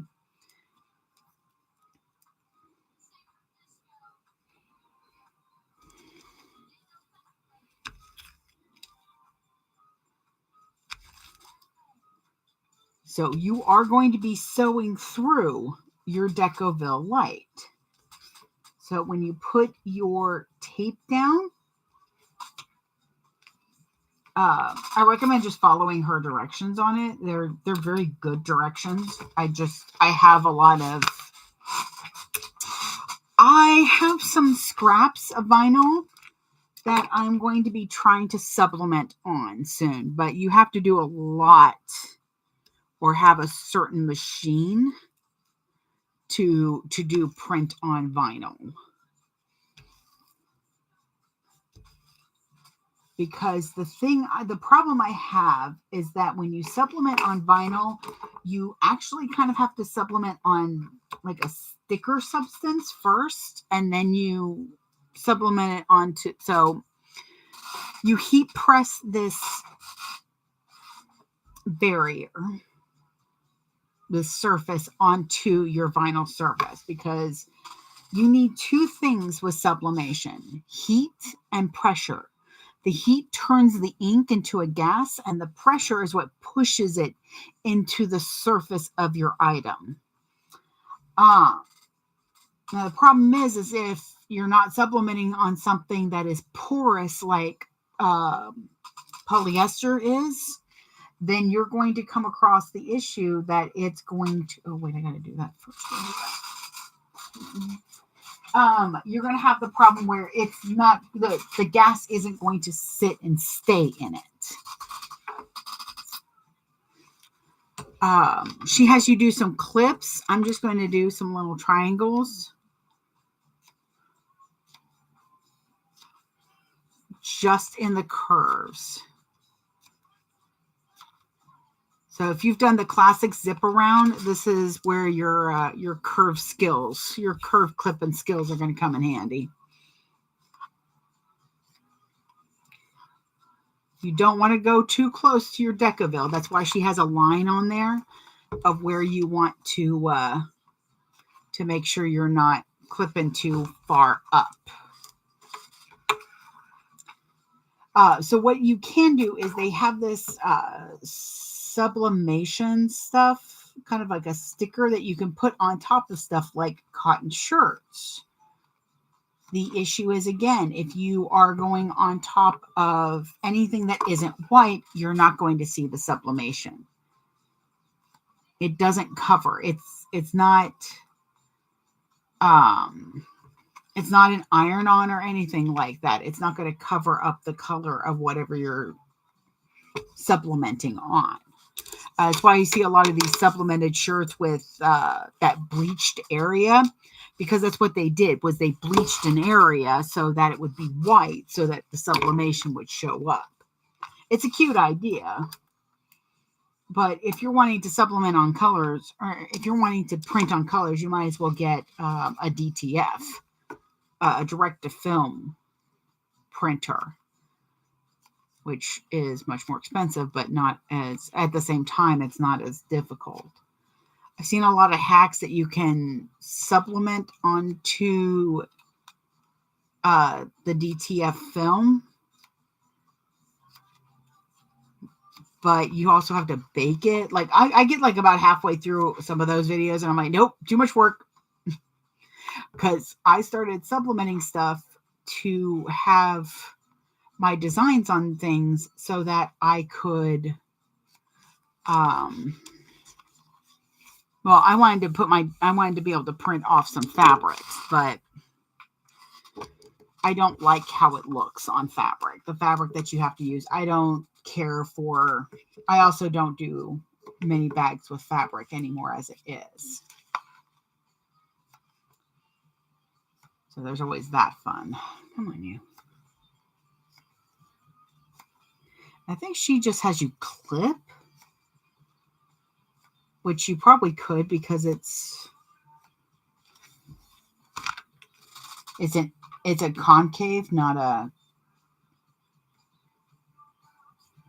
concave, not a con something or other. I don't know. Not good at science. But I just went ahead and clipped.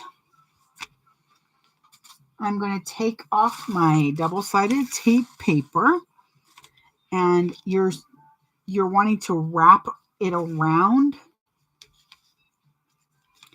the edge of your stabilizer. That's why, of the things, you really want to make sure your stabilizers, just like with the classic zip around, your best bet is if your stabilizer is cut really well. That's what's going to give you a great shape.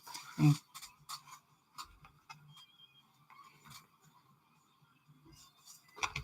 Okay, I'm going to do that on the other side.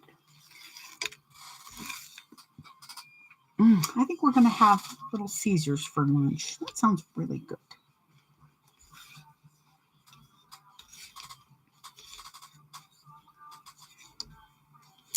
I will say, I think doing the triangles makes it a little bit easier and takes out some of it. But then, so if you're on a domestic machine, definitely try out Alexis's patterns, because Aura Rosa patterns are all created on a domestic machine. And she has no plans of changing that.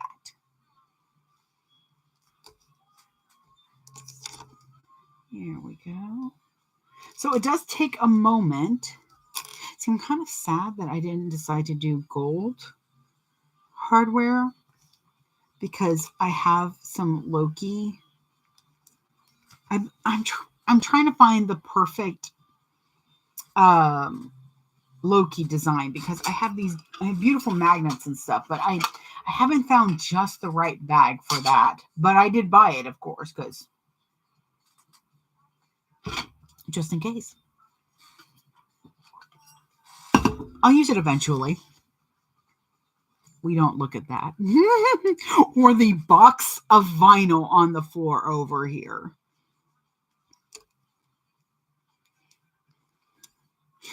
I looked at that box in anger the other day because I tripped over it, because I haven't put it away yet. You could put some tape here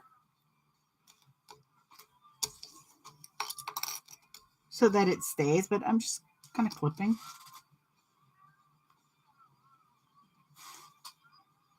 I went to reach for some clips and they weren't there. There weren't any there. See, I'm getting a little peckish. What time is it? It's just after 10. It's about time for a nip break. All right, so here it is in all its glory. Yep. Okay, so your top stitch both sides. I don't see any reason not to top stitch along the short ends. I think that's, up to you if you do or not. I'm going to, and that's mainly because of my vinyl. It's a little floppy vinyl. But I am going to start with the open edge first.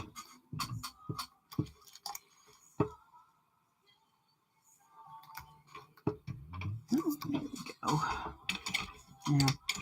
I picked a real pain in the butt vinyl. I'll tell you that right now. Seeing why I don't use this that often. Even though I did use it with a strawberry patterned fabric ages ago, and it was just the most perfect thing with it.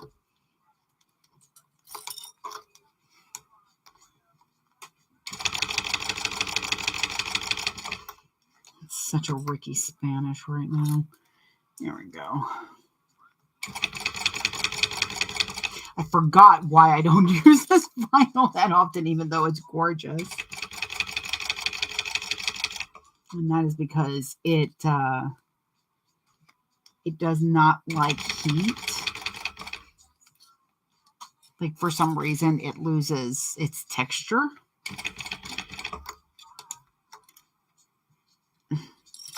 And it has a little stretch to it.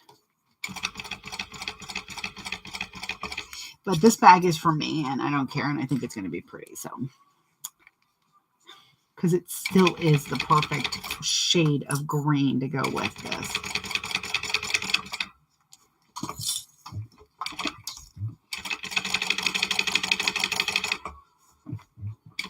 Okay, so I got one side.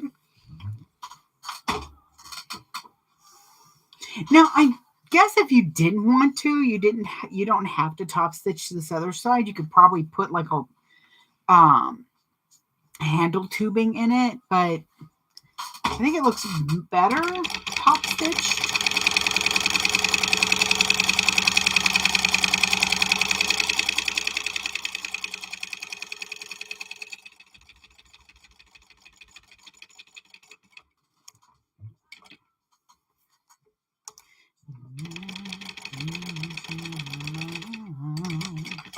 There we go. Ah, see, I still have to do it for the other one, but damn if this don't look good. Okay, so see?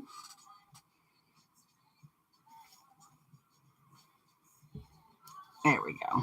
Well, that's actually because it'll... Well, this way. There we go.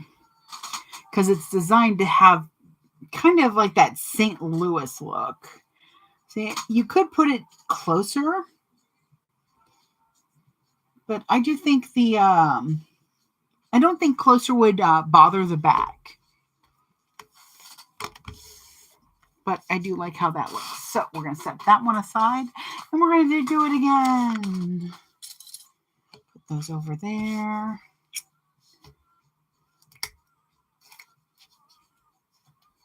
Come on. Not gonna lie, I'm a little disappointed. Oh gosh, this is still warm. I am a little disappointed that I lost some of the texture on this.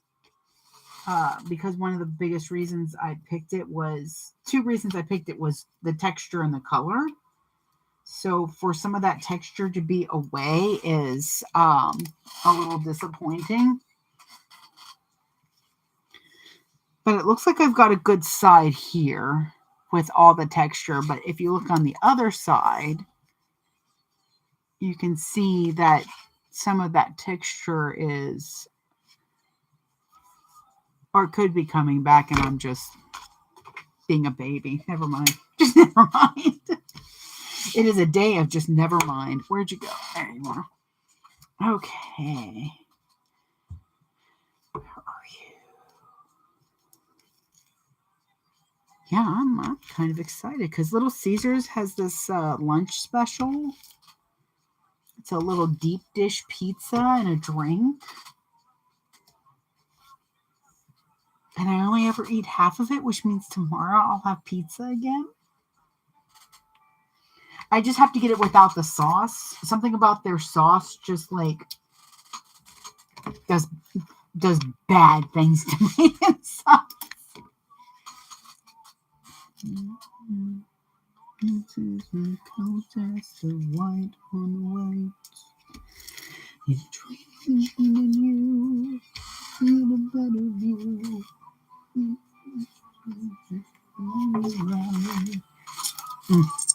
Hey, Charlie. Are you coming to say hello? You've been spending time with Daddy? Huh? You've been spending time with your father? Come on. You got a sleepy face. Come on. Come on. Come here. Come here. You're a bastard sometimes, you know that. Okay. We have been blessed with a Charlie visit.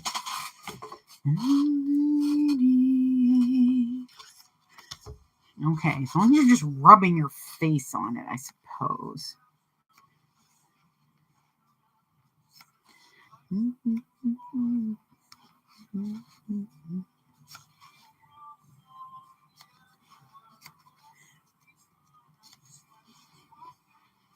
So every day I deal with Charlie just screaming for like at least a half an hour. She says hi.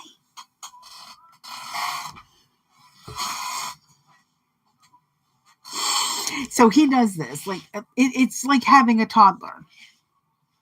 I described it to a friend of mine and they're like, yeah, you have a 4-year-old. Congratulations. I'm like, all right. So I deal with this every day. Easily. This morning, it's me just kind of ignoring him screaming, and Aaron's like, God, what does he want? I'm like, baby, this is what I deal with every day. This is just how he is. He wants to go outside. He enjoys in the winter when I open the porch door because I enjoy the winter. And he can sit out on the porch. He even has a little bed out there and everything. I have set him up. However, he I wonder if I don't have any sound on there. Anyways, however, in the summer, I don't keep the door open, and we don't really have a way to. You done? All right. As YouTube gets a real good look at his markings. Yeah, unfortunately, there's no way to keep the door open, so I can't let him outside. Well, now he has become obsessed with sneaking out whenever I do anything, to go outside. Like if I go out to put the sun tea out, there he is, trying to sneak out. I go to pick up Aaron, or go to take him to work. He's trying to sneak out. And he's getting smarter about it. And this is the problems with having a smart cat, because he's very smart. He is just klutzy. He has absolutely no grace about him. He was given no grace, but so much smarts.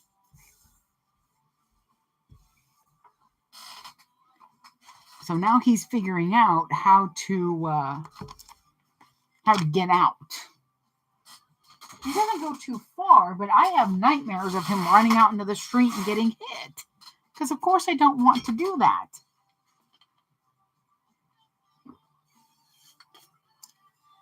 I don't want to lose him. He's my baby. But he's also a pain in the ass. He just wants to sniff around stuff. So, we got a bird feeder, and I'm hoping that's going to attract some more birds for him to watch. Maybe that'll help. But he just wants to be outside. I'm like, baby, I'm sorry, but Mama don't want to be outside. If I wanted to be outside, I'd take him for walks. He's got a harness. He doesn't go completely limp when he's wearing it.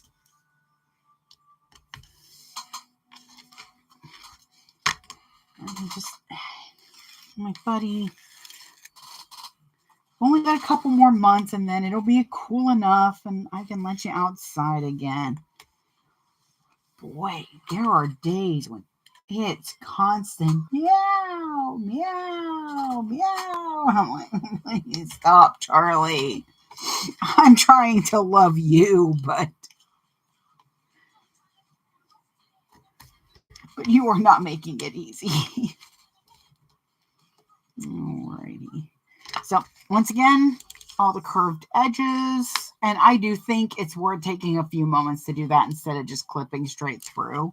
I think it takes away some of that bulk that could end up there.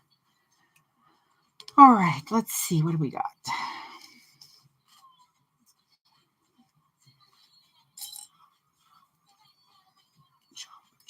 Jump, jump, jump, crisscross will make it.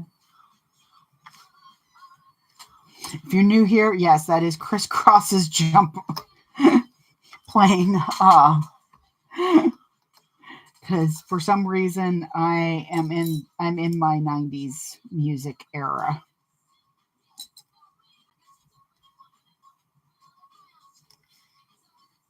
Okay. I'm trying to see if there's a side that looks better. Maybe if I'd just done one of these at once, it might not have been so bad, because it usually doesn't press out the design where there's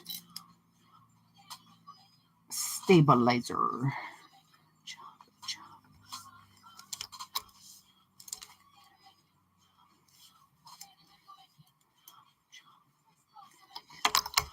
Just making sure that's the side I want to do.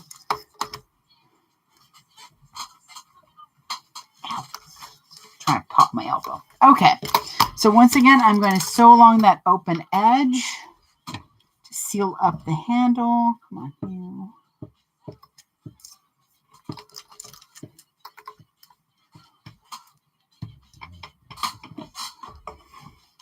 Okay.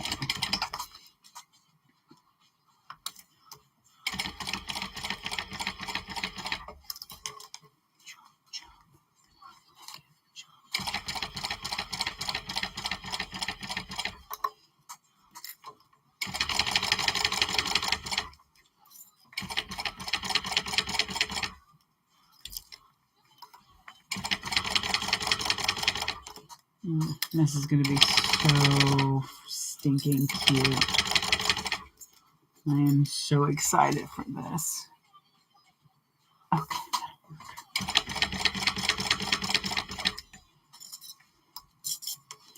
So when I came out of the curve on the other side, I went a little bit more than a 1/8. So I'm making sure that that's all consistent down the line. And then I'm going to come back in about the same place as I did it on the other side. So even with this mistake, it's still going to look like it was done on purpose. And that's kind of what you do when you have a top stitching issue like that. Just do the same. You can't do a 1/8 because no matter what you do, it just always goes askew. Then go a little bit bigger than a 1/8.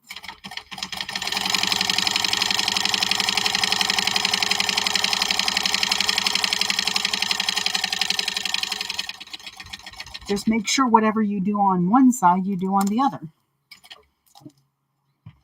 There we go. Boop, boop, boop, boop, boop. There. All right. And also, remember to have a little grace with yourself, a little bit of patience.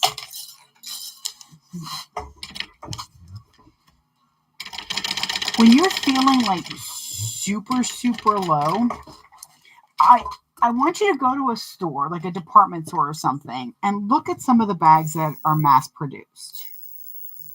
Because everybody seems to have this weird assumption that those bags are perfect. They're not, because they're still made by human beings. And that's not to downtrodden them.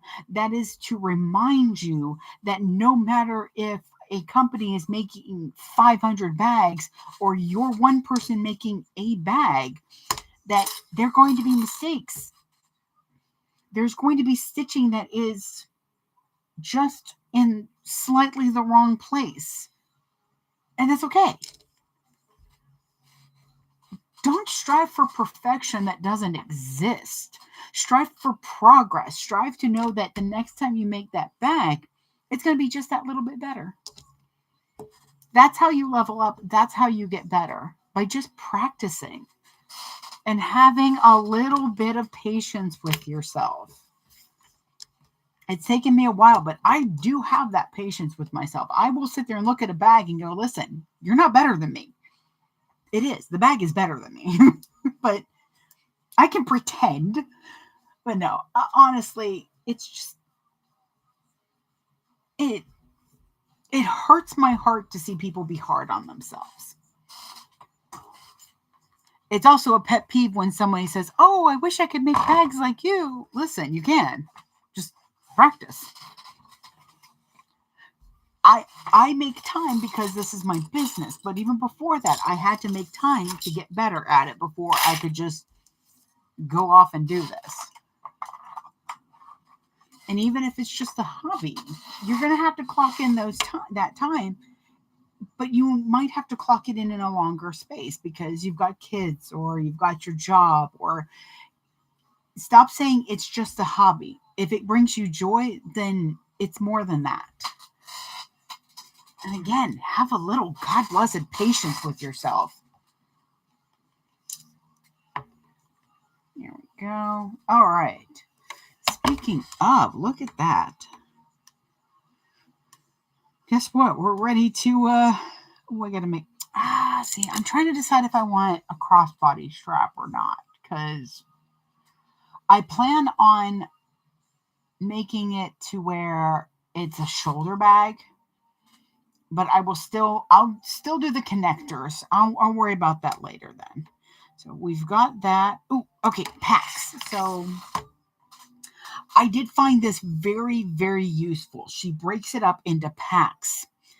Because every time you get a pack done, you're like, whoa, I got a pack done. It's like a little bit of joy. Okay, so the first one is one we're not worrying about. So the second one is the main panels. That's those. Bottom phone pocket backing. That's this. Oh, there you are, bottom. And the phone pocket lining and my tag. Oh, snap. Sorry. Okay. Oh, my Lord. I'm not kidding, y'all. I finished cutting this morning. Okay.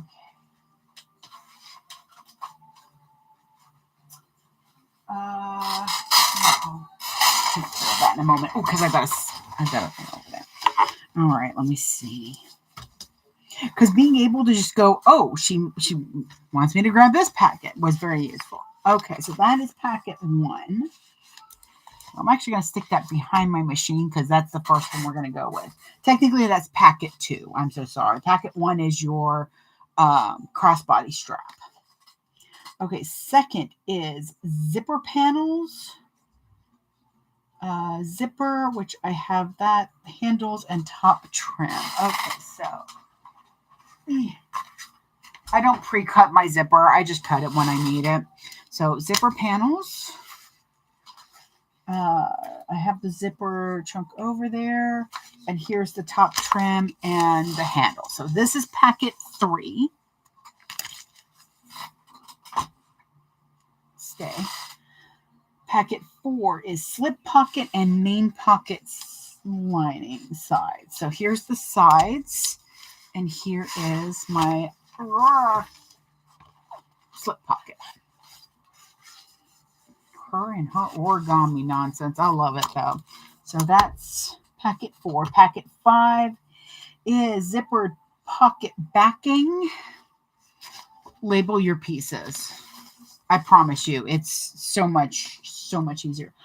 I, for some reason, did not do that, but that's fine. I don't know if we're going to get to that today, but I have to remember to cut lining for my zipper pocket. That's okay. I've got some pieces I can use. Okay. But that is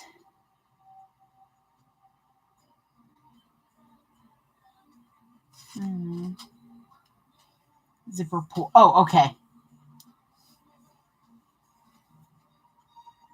I was reading that a little bit, and then pack 6 I'm not going to do. Okay. So those are divided into packets. That will help for later. I need one thing real quick. There you are, Scraps. So technically I need 2 things.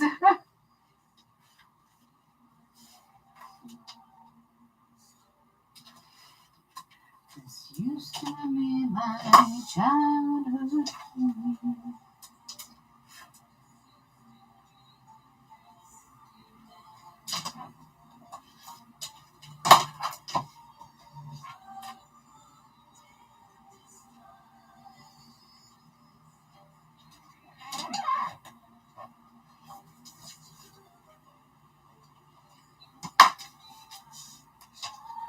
Okay, so I need that.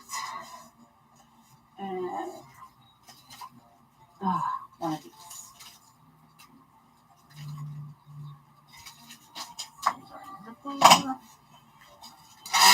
Alrighty. Okay, so so we are skipping because I'm not doing the quilting. I'm going to skip down to step 16 just in case you're like following along. I'm going to try to start giving when I'm starting on patterns. It won't be long before I'm not even looking at this. Okay, so I need to put my logo in that on first. Okay.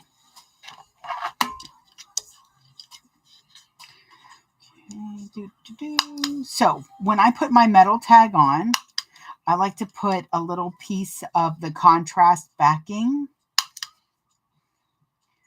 It feels like it helps the tag not to get lost in the pattern, but also just it's fancy and I like it.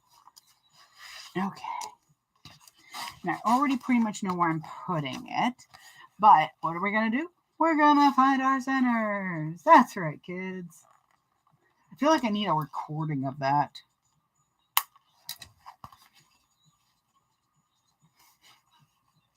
So I do love some of the friends I have because, like, a friend of mine, he had just adopted these 3 beautiful kids. They're all sisters, and his wife was their big sister, like big brother, big sister, and they ended up adopting them. Well, first fostering them adoption, and it was fantastic. They're adorable. This was like 10 years ago, but at one point, I just messaged him out of the blue. I was like, hey, what would you say if I asked to borrow 2 of your kids? He was like, it was just this, like, the ellipsis was there for probably a solid minute, just going back and forth. And finally, he was like, what costume are you needing them to be in? And I'm like, oh, of course he's going to assume that. Not like some of my other friends would be like, why do you need my children? It was because actually I wanted to borrow 3 of them because I wanted to dress them up as penguins to follow me around in a Mary Poppins cosplay. But the cosplay didn't happen. And honestly, I know I would have had no problem. First of all, the 3 of them would have been ecstatic to be dressing up as penguins. Do I want it there? Yeah, I think I like it right there. And whenever I put my tag, I like to make sure that it's not bothering the flow of it. Like a part of me wants to move it a little bit lower, but I don't want to cover up that. This is probably the best place as it's not really intruding too much on any of the pattern. In fact, it looks like the scissors are trimming that edge, which Now I'm moving it so that it actually looks like that. Morning, babe. I'm working on the coupe fill from Ora Rosa. Finally getting a chance to make it. Well, I made one yesterday and I was like, oh, I'm like halfway through. I'm like, oh, I'm definitely cutting out one of these. My kids are free. Thank you, Carol. Oh, see, I will have plenty of penguins. There we go. Okay, I'm just trying to make it to where it actually looks like the scissors are cutting. There we go. Because I'm hyper fixating. It happens. Okay, but I'm done. But I'm good. So I'm gonna go ahead and put this on.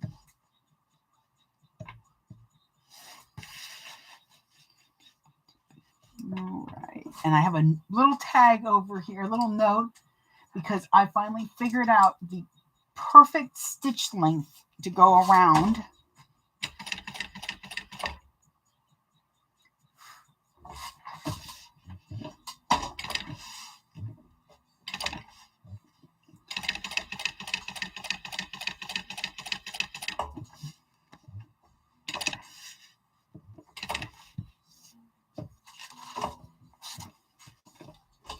And Mr. Tiberius here has been very sassy, so I've had to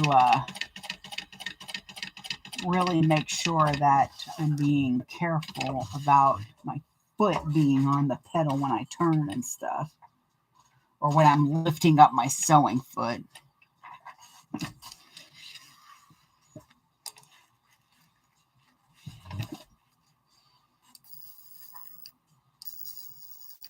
I'm even more excited about Dragon Con now too, because it's like my whole gaming group's going to be going. I mean, they're going to get to see Con Liz though.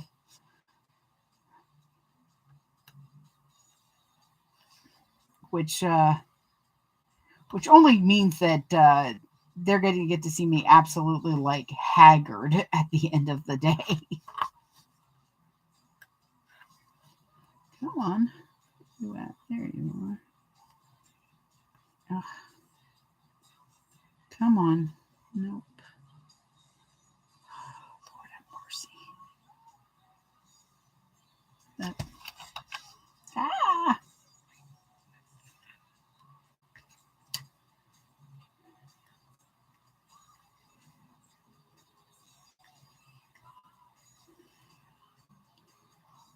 Sorry, I'm trying to get this to come out.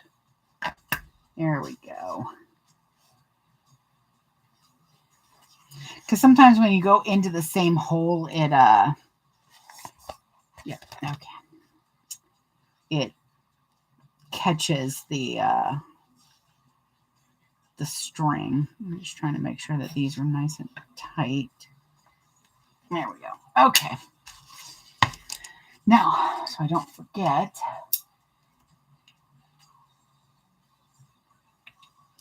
Yeah, see, there we go. Yeah, that length makes me very happy. That looks quilted, which is ecstatic.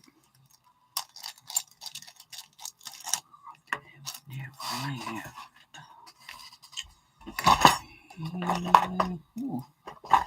Yep, getting hungry.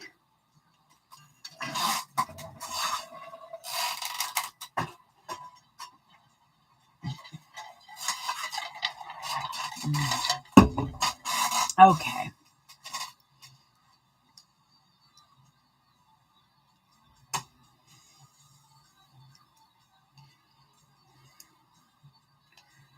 Just putting on my tag.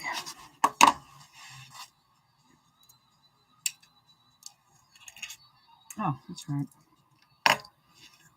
Okay. Now, normally what I do is I put my tag, like the bottom of it, on my on the top stitching that I've done. And that's how I use to center it. And then I use my prongs to make indentions.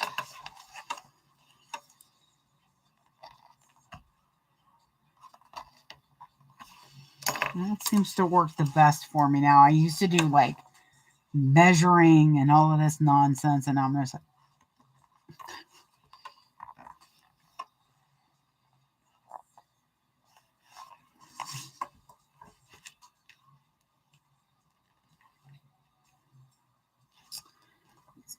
just a smidge.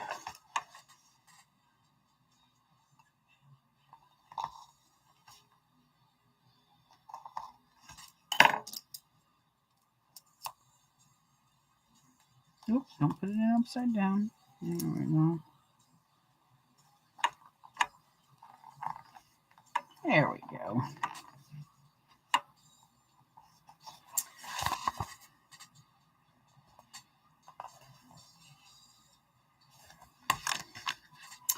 All right. So I take a washer, make sure that those are standing up right now.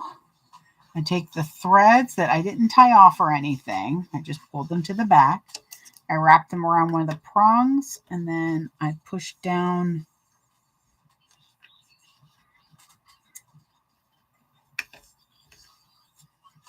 Oh, we'll do it like that. Ooh.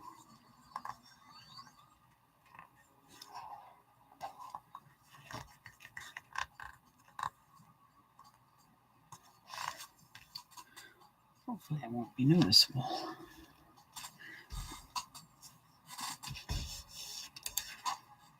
Okay. And everything looks a little like, I don't know what it is lately, but when I look at stuff, I will sit there and check it 500 times. I will check it a lot. And it'll be straight, but then when I look at it, my eyes are just not seeing it as level, and that bothers the crap out of me. All right, another piece of paper tape. I just make sure that everything's situated properly.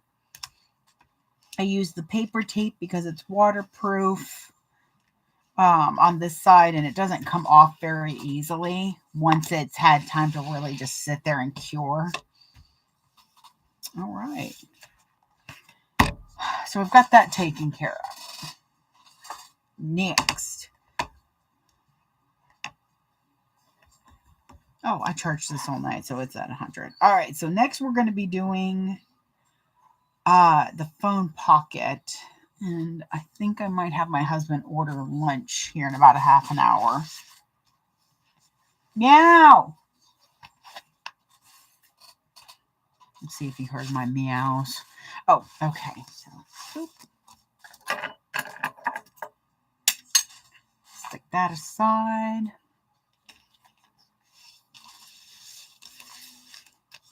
So, we have the pocket that's got the cutout.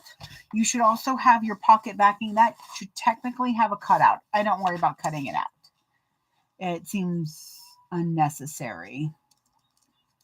It's just an easy rough cut. Oh, God, babe. Yeah, how was it? Did you have fun making it? It's so cute. Did you cut out 10? You really should have just cut out 10. I promise you right now, you're going to be sad you didn't just cut out a bunch of them. Get those things going. I'm actually going to go up a little higher than the lining. I'm going to have the lining up a little bit because I noticed that it pinches a little bit sometimes. And I just want that extra bit. I'm going up like maybe an eighth. Okay, perfect. And I'm just going to sew an eighth of an inch around that box, which I'm going to give myself some markings.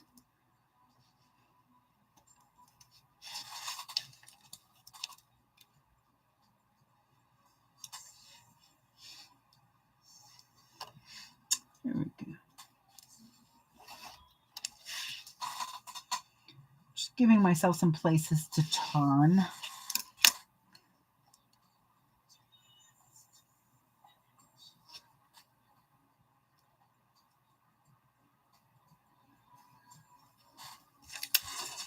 Mm.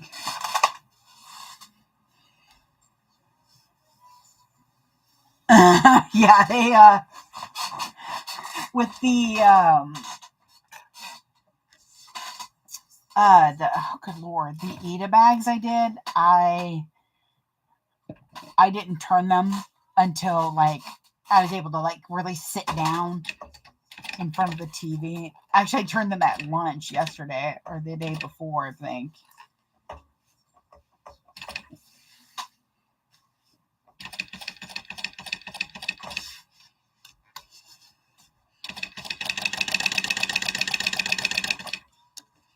It's almost fun to just like take a day and cut out like 30 or 40 of the bitty bags, put them in little sandwich bags, and just keep them next, like, or somewhere near your machine.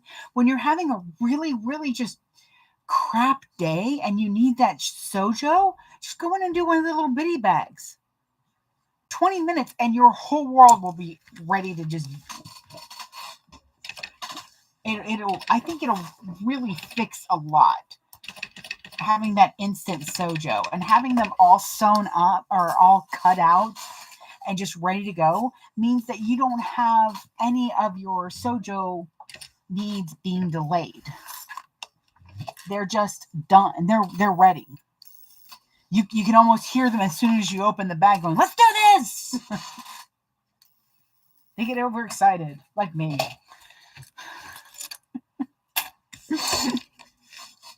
Because I think that's what I'm going to do. I'm just going to cut out like a ton of them and just put them to the side. Oh, don't push too much. Where are you? Now I got to find my dang pinking shears. Okay, once again, I will reiterate. If you do not have a pair of pinking shears, for the love of Pete, get a pair of pinking shears. I know Babe's laughing at the whole, yeah! So my favorite part on Prep and Landing, it's this cartoon, or it's this animated little Christmas special that Disney put out like years ago, and I remember watching it with my family because at one point they're like, okay, rev the engines, and this little elf comes down in front of the one of the reindeer, and he goes, yeah, and it's all I remember.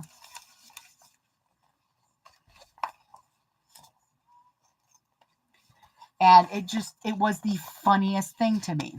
I just remember it always makes me happy to think of that. So I just kind of think of that when I'm like revving myself up.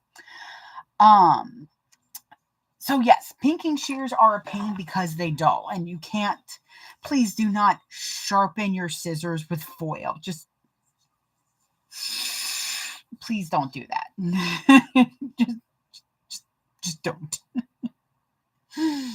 Give them a quick blast of air because all the foil does is just clean off some of the stuff. It doesn't really sharpen them. But I picked up mine from Famore Cutlery, and they sharpen these. Super cheap.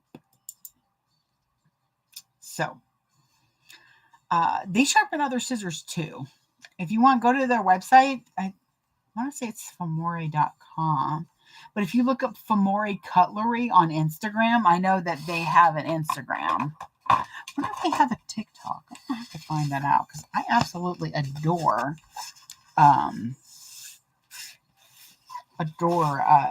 their products and them. They're always adorable. Adorable. Okay, there we go. So I sewed that together.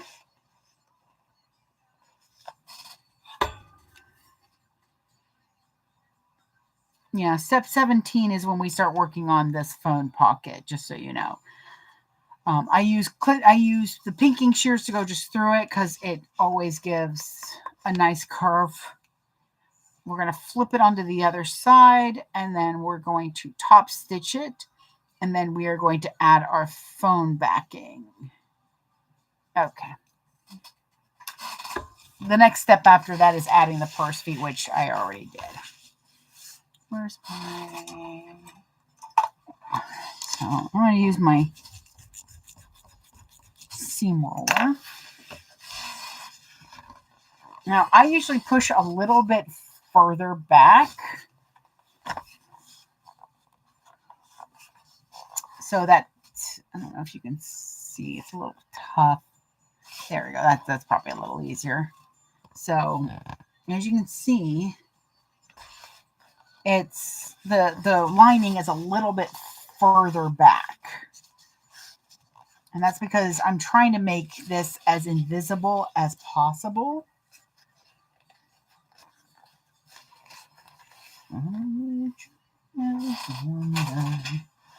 Wrong way on a one-way track. Okay. Your curves are having problems. Look at how you're pushing back. It looks like, there we go. Okay, I just need to clip into it a little bit. There we go. But sometimes it's the materials as well. I have a very lightweight material with a very heavy material. Oh, nice. I would get those sharpened. And that's okay, so just so y'all know, you can get pinking shears sharpened. I did not know that before I did Dragon Con and met the lovely people at Famore Cutlery. They're like, yeah, just bring them in. I'm like, what? Actually, I was buying a pair because I told them that my other ones were really dull and they weren't working well. And they're like, oh, well, you know, can just give them to us and we'll sharpen them. I'm like, wait, what? You can sharpen those? I mean, I'm like, okay, fine. I understand. You probably give them to the little fairies that do this for you because it's got to be magic. All right, there we go. Yes. Okay, let's get this top stitched.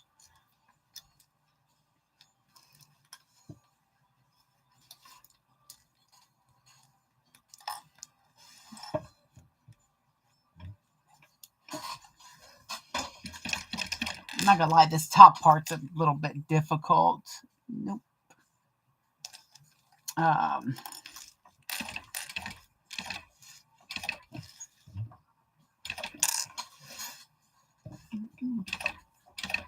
didn't do as much of a curve as I should have. It's a little cornery.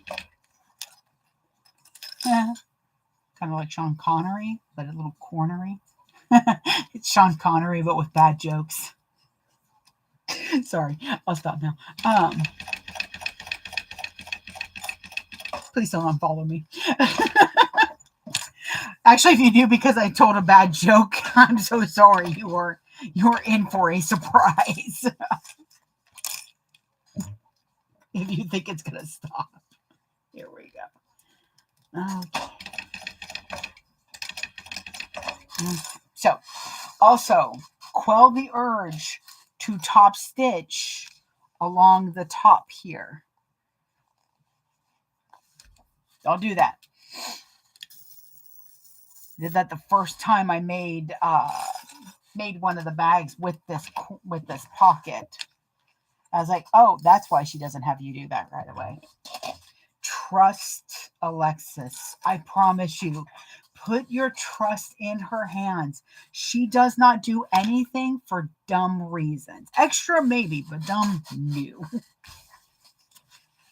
All right, so I thought I centered this perfectly. I did not, but I'm still going to make sure that it looks like lined up.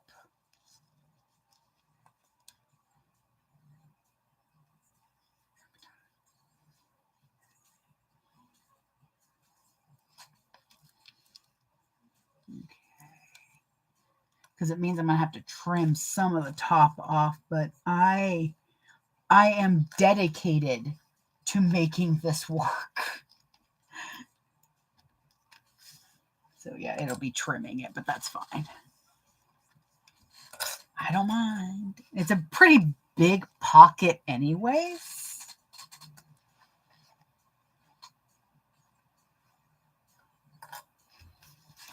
Okay, so, which is why I'm ecstatic that I cut this pocket, the lining, bigger. So I'm going to trim off my lining. Mm-hmm. Mm-hmm. Mm-hmm. Mm-hmm. There we go. Watching movies while I made the first one yesterday because I can't have a book in my ear. Guess I'm going to be seeing. Got 3 yards. Ooh. Guess I'm going to be sewing a lot of hot pink. Hey, do it. Yeah, sometimes I'll put in an order.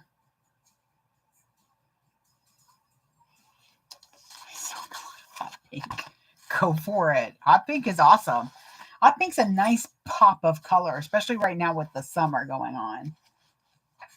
Okay, so I've lined up my panel. Look at that. Oh my God, I'm so happy. 1 yard was 8, but 3 was 16. Oh God, yeah, definitely. Shoot, I could use some more hot pink. So I'm starting at the top. She has you doing 3/8 seam allowance. I'm just trying to be really careful.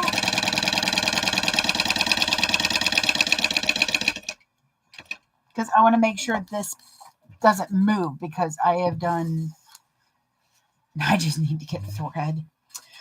I really like wall wax threads. I will say. And their shipping is both fast and inexpensive. Now, if you spend $100, it's free. But if you don't, it's only $6. And I will be putting in an order today because I need more blue thread for my carpet bags, and I need more tape.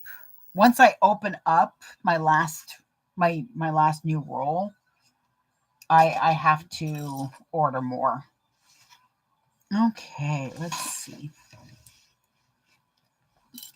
Oh, wait. I'm just going to stick you right there. Okay, first I need to trim that. It's not a big deal if you don't trim it, but it does take some of the weight off the bag, especially if you use the whole piece of your vinyl.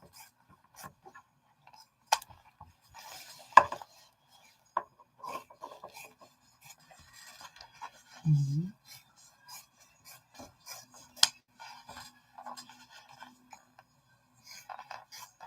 Everything's all right. I need an app that wakes you up with just a random song to give you a clue about how your day is going to be.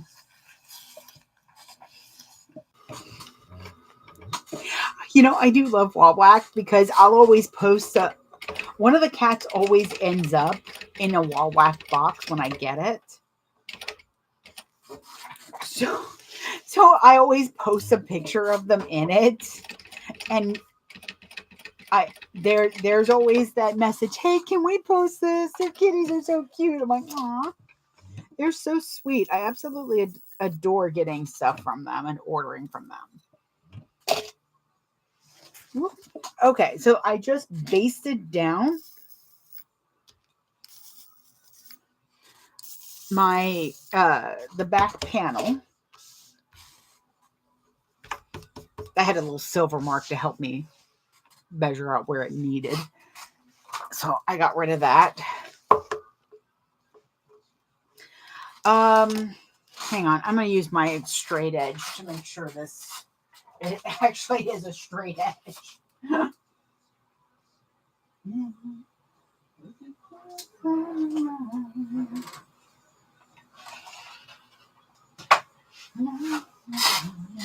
Oh my goodness. Look at that. That is invisible. Oh, it makes me so happy. Oh, can't wait for this bag to be done.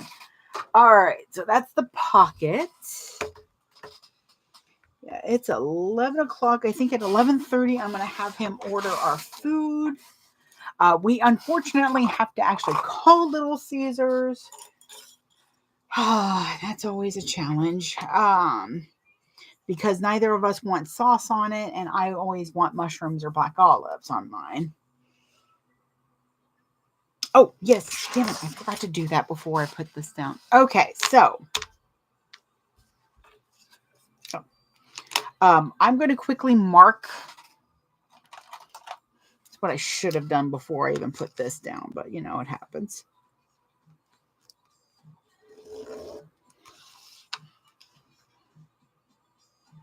So I am marking a 3/8 seam along. Try that again. There we go.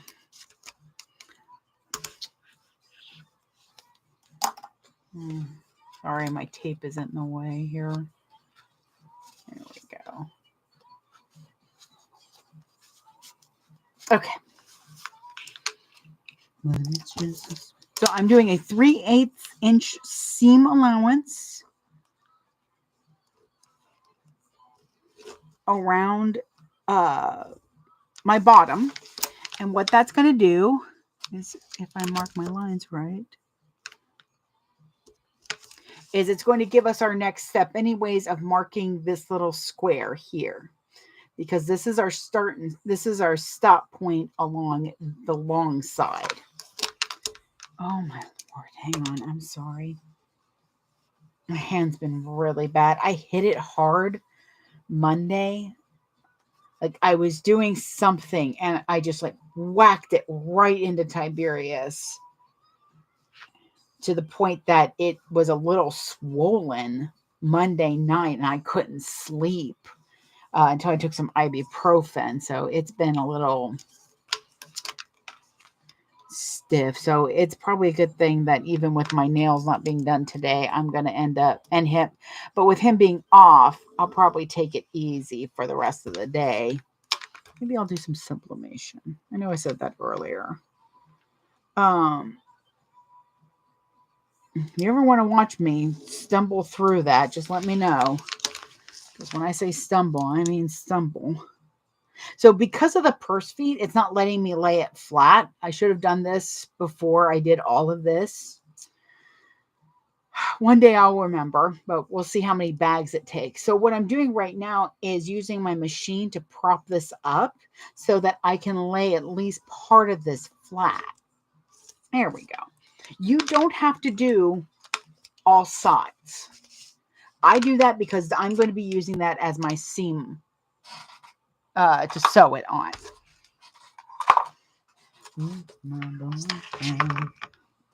But this is also why I went to the direction. So step 19 is purse feet, which we already did. Oh my God, that black looks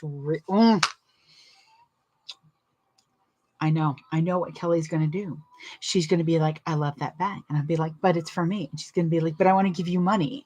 And the little greedy treasure goblin within my heart will be like, money. And I will have no bag. Because it's already happened 3 times now. Not with Kelly, but with other people. I'll start carrying, literally. I did a Goofy movie bag to try out a new pattern. I got into the nail salon and one of the other nail techs, Shauna, I love her to death. She looked at it, she's like, oh, you brought me my bag. And I was like, what? She's like, how much is it? So I told her how much I was saying this style of bag will be. She's like, okay, I'll get you some cash. I was like, what? She's like, empty your purse. I'm like, oh my God. Literally bought it off my arm. And I'm like, oh. And again, it's because the little treasure goblin that has a home in my heart went, money. Just in that voice, by the way. I need you to know that it is exactly that voice. So after the purse feet are installed, where we mark our little squares, mark our corners, which we've already done. Good on us. Thank you, past us. Then we retrieve one main panel in the bottom and some clips. All right. We'll go ahead and do this one first. Okay, so the front. So I'm going to match up my centers and clip them together. Gone.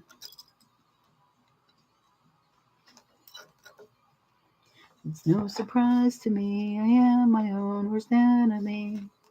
'Cause every now and then I kick the living out of me. All right, so I'm going to sew with this side up. First of all, it's because I can control how the purse feet are going to push and pull this. I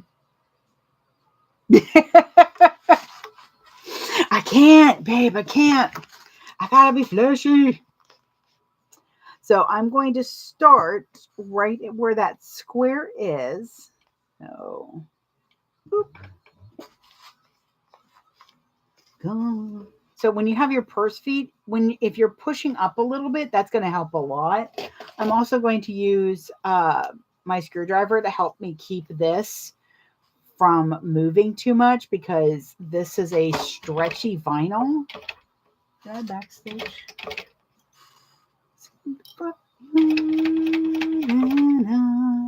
Sleeping with the clothes on.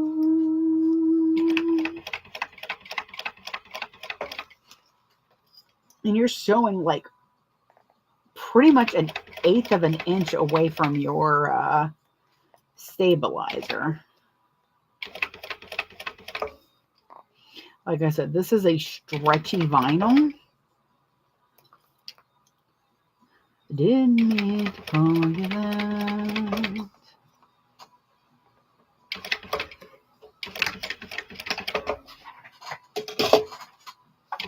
Yeah, I almost hate to say it. I'm kind of used to people buying things right off of me. But I also know how much I'm in love with that bag if I'm willing to let it go. If I don't tell that treasure goblin in my heart to shut up, you know. Morning Bee, I am making the coop fill by, help me out, y'all. Orosa, thank you, Salty. Good Lord. See, somebody had their Wheaties this morning, and I think I just dated myself. Salty knows words are hard. They're so hard. Okay, so here comes the fun part. Make sure you always have a nice, what I call my clippy scissors, nice point on them. It does help. So we're going to take this part, move that aside, and we are going to clip straight to that stitch, not through it, to it. What you can do even is with that little line, if you just slide your scissors right perpendicular with that line, you'll have your exact cut. There we go. I think she has you trim part of it too.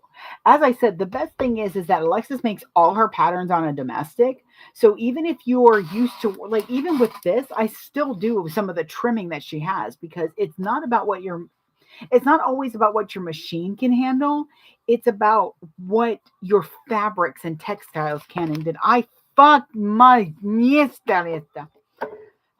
Okay, hang on.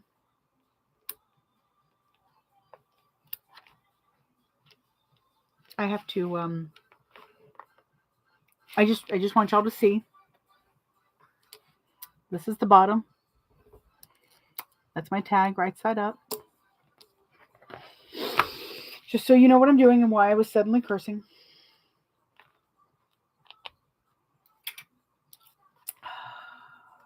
So, with vinyl, as most of you know, it doesn't really have that much of a healing factor. Good news is this vinyl does have a little bit more. I will also say that if you don't seam rip it, babe, I knew it was going to happen. Um, Seam ripping tends to kind of do a lot of pushing and tearing, which is why I don't use a seam ripper anymore. I have discovered that if you're gentle when you pull out your stitches and actually pull them out, which is what I'm doing right now. So I'm gently pulling up the other thread, the bobbin thread, and then pulling the top thread from through it.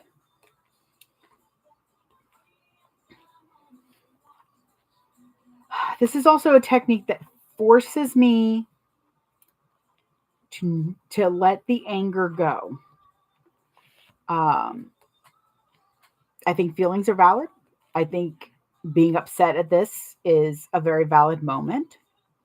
And while there is calmness in my voice, there is a small beast that is throwing things around inside my head. But, which is a valid feeling. I messed up. However, because I think feelings are valid, I don't necessarily think that your first reaction is your best reaction. But I allow myself to wallow in, or to really just nestle into that feeling. So I'm letting myself rage in my head. And there would be much more cursing involved if I didn't have evidence of planning of towns being burned. However, by the time I'm done with this, part of me will have rationalized with the creature throwing things in my head and be like, is it? Oh, I almost did. I'm like, let's. I mean, I know I marked it not for kids, but sweet baby Jesus. What I do is I find something to create, not a could have been worse, but it's going to sound stupid, a happy moment. You know what my happy moment is? I caught it before I even top stitched. Not just that I caught it right now, before, I added the other side on, and then you really would have seen some choice words. And the closer it gets to lunch, the more those words would have been probably summoning Cthulhu choice words. But it's the fact that I caught it now. Not after I top stitched it, not after I turned it. Oh, if I had turned this bag and it would have been upside down. Ooh. Ooh, yeah. Ooh. But see, there's that piece of thread. And here's this. But it takes a hot second to get to that conclusion. Stepping away. I understand that. I do. And there are some days when I'm like, you know what? That's my cue. That is definitely my cue. Let's just end it. Let's just end it now. The only problem is now I have these cuts here at the top. Thankfully, it'll have some bulk with it, and if anything, I can put a little bit of super glue there to. In fact, I'll do that right now. Where are you at? I let y'all see these mess ups so that if it happens to you, you can fix it without too much issue. Okay, so just a smidge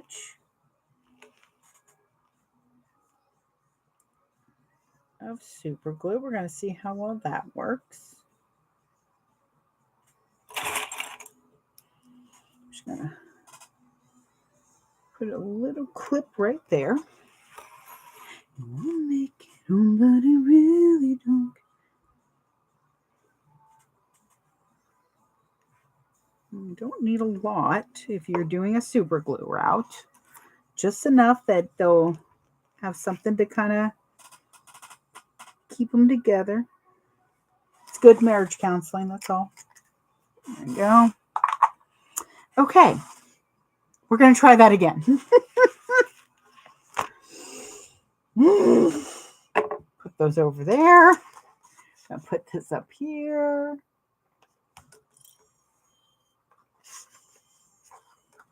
We're going to try this again. I'm laughing not because it's funny, but because if I don't, I will be cursing. So, and it feels like the station's like, play the good stuff, play the good stuff. Play things that make her happy, damn it.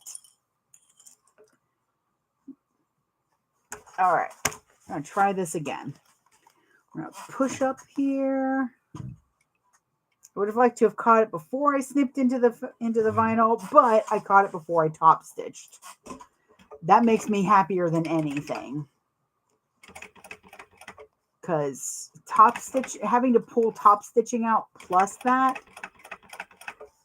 can be such a pain.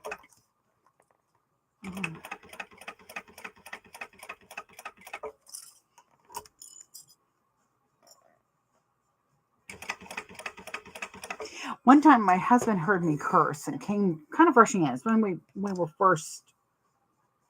he was first starting to understand how I deal with things sometimes. He said that he walked in, mid-sentence stopped and asking, "Are you okay?"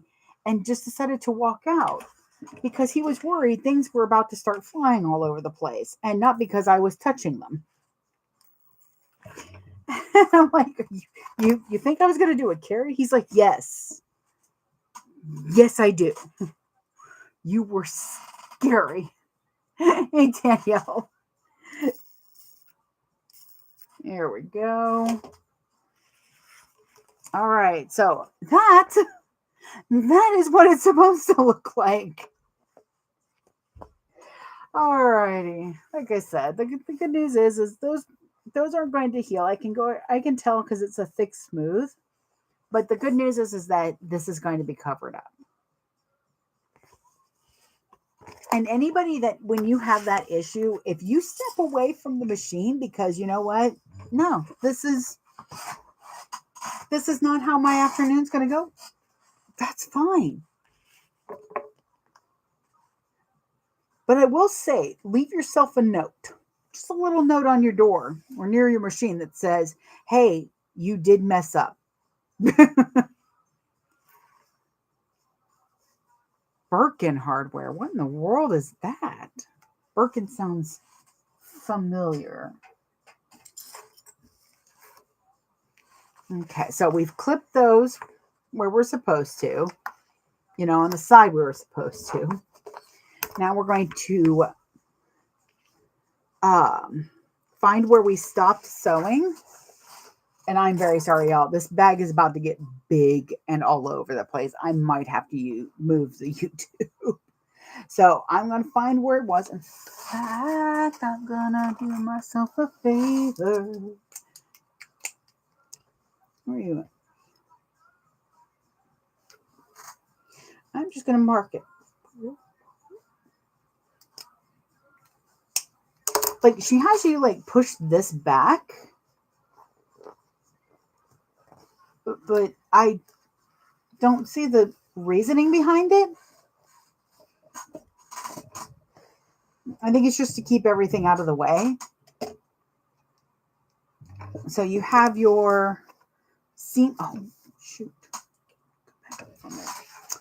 That's right. Oh, and I hadn't even cut this back because you're supposed to cut something. Where are we at?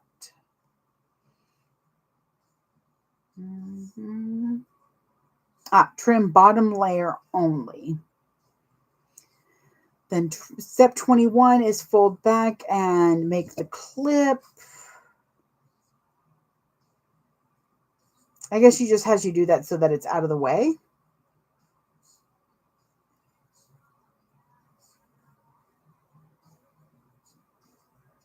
Yeah, it helps you just to kind of like, if you have to iron it.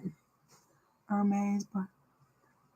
Ooh, fancy. I'm glad it's out for delivery. I hope it gets there soon. See, when stuff says out for delivery, I don't even plan on doing anything with it that day because it's going to be 8 o'clock when I get it most of the time. Of course, then I plan not to use it and it shows up. Well, no. I know why she has you clip this. It's why she has you clip this part here. You're not sewing or doing anything with that. But then you unclip it. Definitely. Yeah, definitely want to clip away this. Because that's going to help with the bulk. And like I said earlier, my machine can handle this bulk. It's not a big deal. However, how does it lay with all that bulk? Not as great, to be honest. You still have the pattern. And so you can already tell, like, it folds over and doesn't come all the way back up like it was for me. Did I just accidentally wipe off my mark? I think I did. Nope, there it is. Excuse me, goodness. All right, there's my mark. Oh, not there.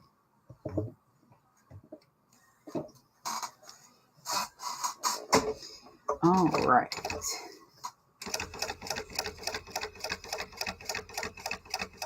I'm doing a smidge more than an eighth, but not much.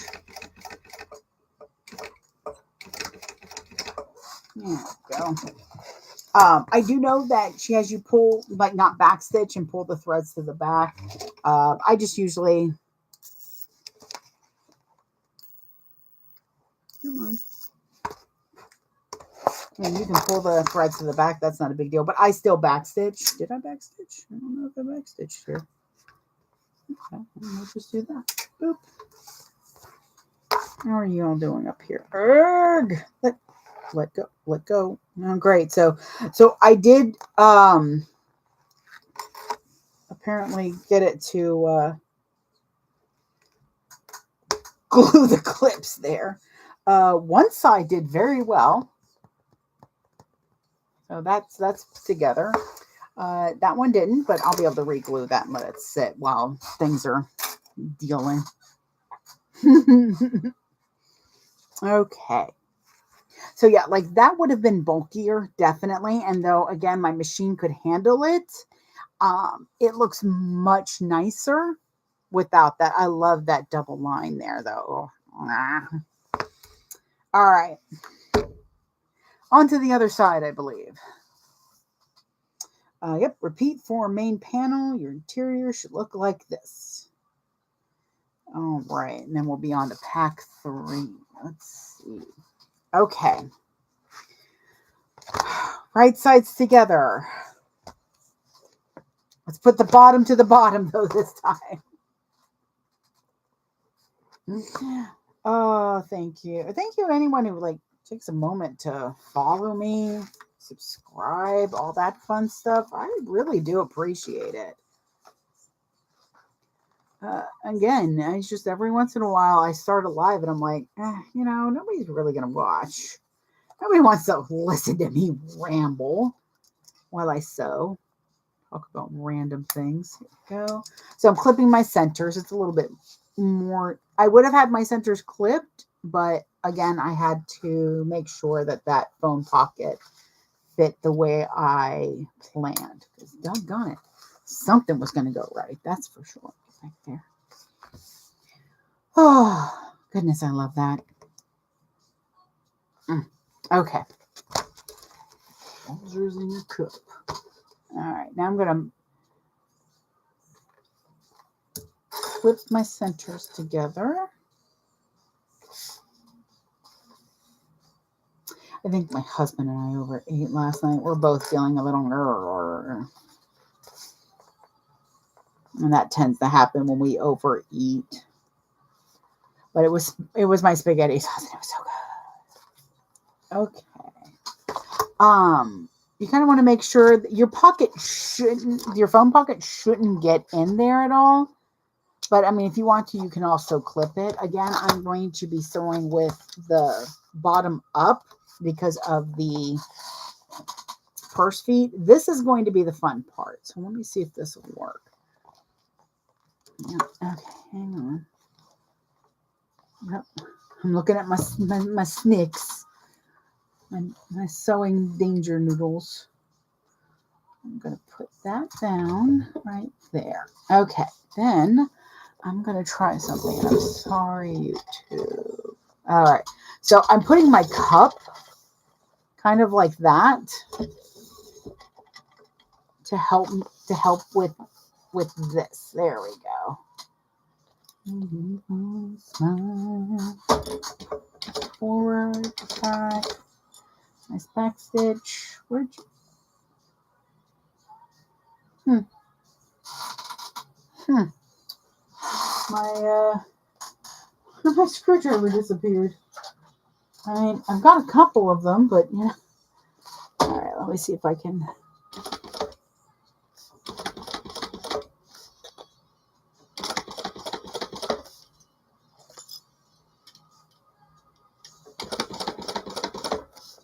Because when I go to sew where the line is, what happens is this is, like I said, this is a spongy. That's not doing anything really. It's a spongy vinyl. So it's kind of like a cotton. If a cotton lycra was also a vinyl, if that makes any sense. And now that's gonna have to go out of the way too.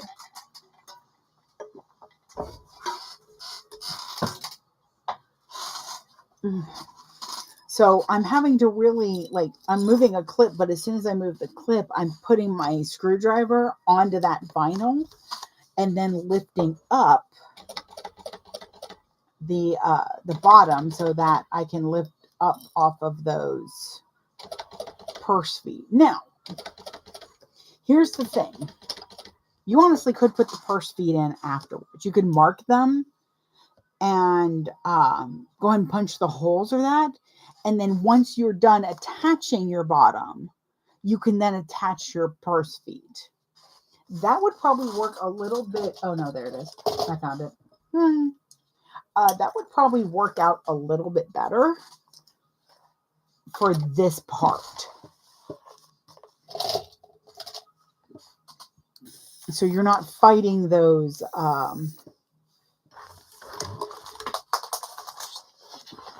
throw stuff all over the place here. So that you're not fighting the purse feet when you're putting it on.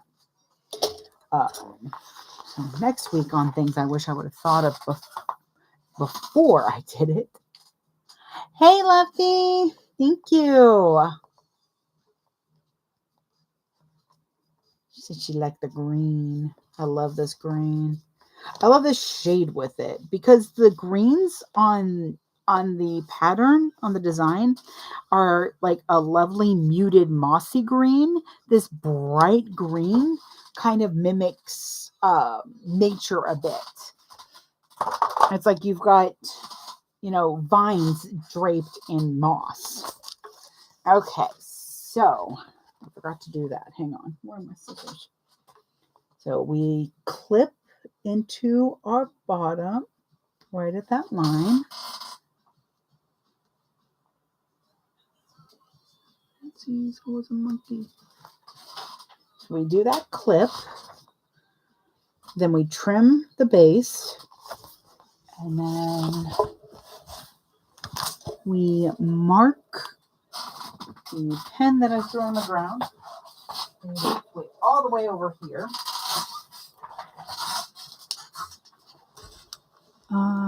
There you are.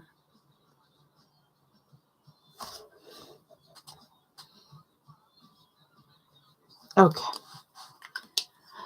Oh.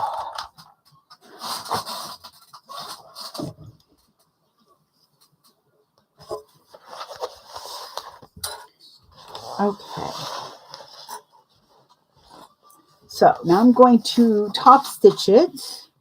I've marked where I want to start, which is right where the stitching started. You want to make sure you're not accidentally stitching over where you clipped, by the way. that can't happen. It's not too big a deal, but it just means that then you got to re-clip it. Where are you going? Oh. Also, tip, when you're like pulling a little bit on your phone side, make sure you're not pulling the pocket, that you're actually pulling the opening of the pocket. Pulling the pocket ain't going to do you really much good.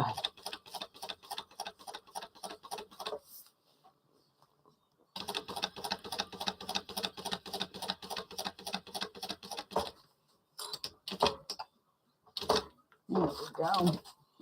Okay. I'm a loser, baby, so why don't you kill me? Alrighty. So now we're going to pull these threads to the back.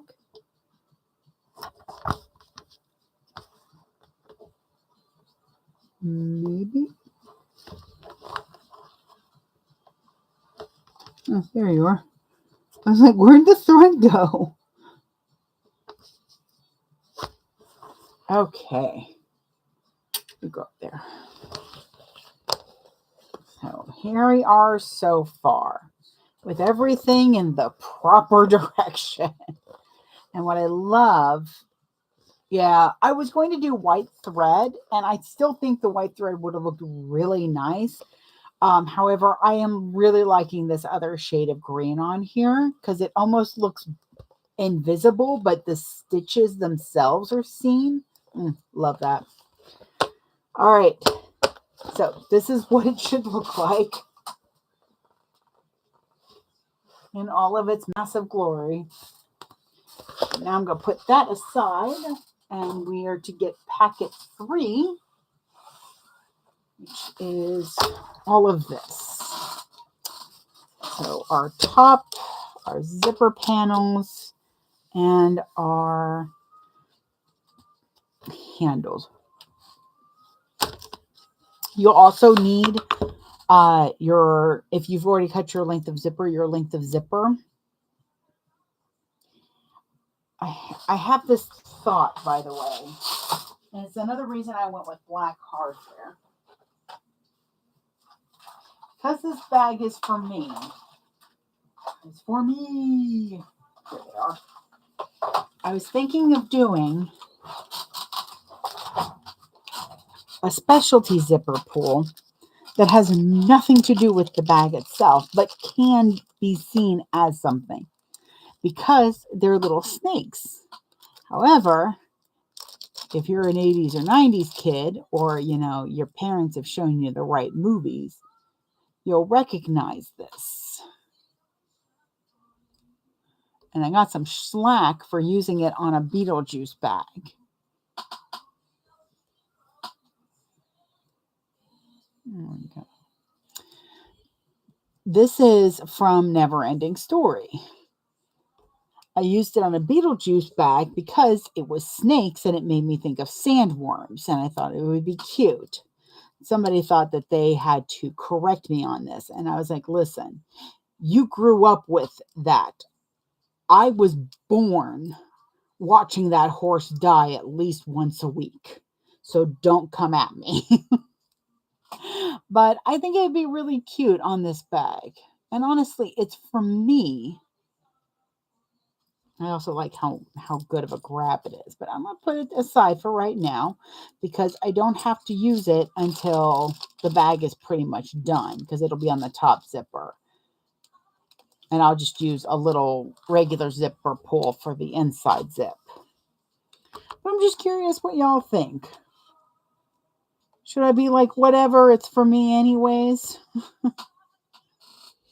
Or should I just use a plain pull? I like the thought of the snakes. What did you do, phone? Oh. Okay. Nope. Dang it.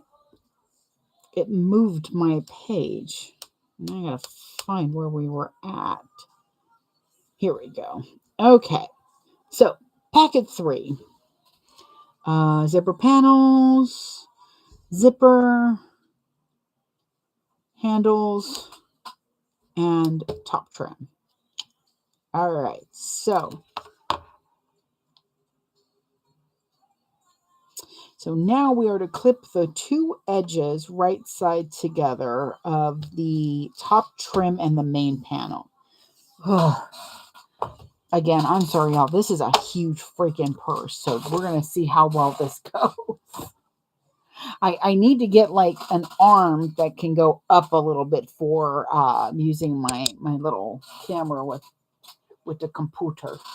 Okay, the good news is I already have everything marked on here because I did it to make sure that those would be placed right.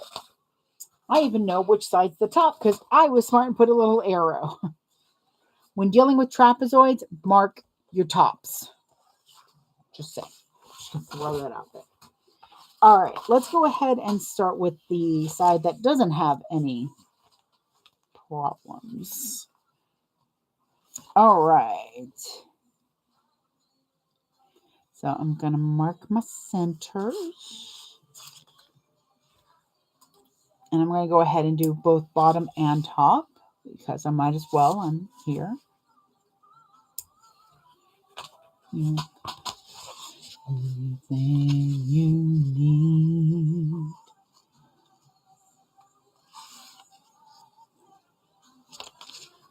All the time, promise you. You will. All right, so I've got all my centers marked. Maybe. Come on. There we go. Just go ahead and throw that on the floor, I guess. Like I said, this bag is stinking big already. All right, let's just go ahead and do the front side and get that over with and see how much the clips. Okay, so I'm going to take my top.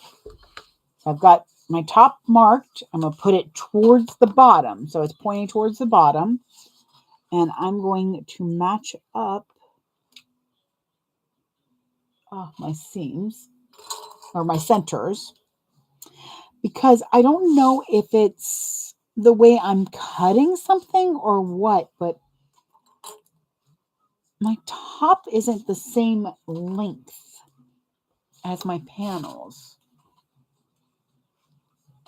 It works out in the end, I think, but it's just, yeah, because see, when I look at hers, I might have cut my pattern piece a little small. So I'll have to look at that.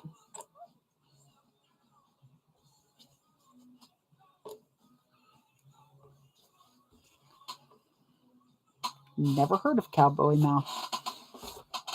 Okay. So this is the top of your trim. So you want to make sure that that is facing down because as you can see, we're going in at an angle. Again, trapezoid shapes, mark your top. It's always a good idea. All right, let me see. What do I got here? There you are. So we're going to sew that onto there at 3/8. You should really be going right next to your stabilizer.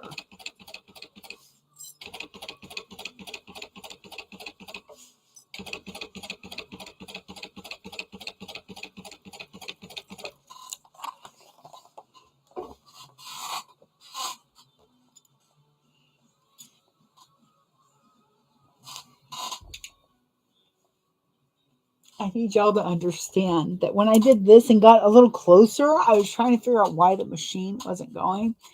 And it's because my foot's not on the pedal, but I lifted my knee. I didn't even do it right. Like, so here's my foot. It's not even close to it's right in front of the pedal. And I did this and I'm like, why isn't it going? It might be time for me to get some lunch. Okay. Because I don't know what's going on with my brain right now. Okay. Oop.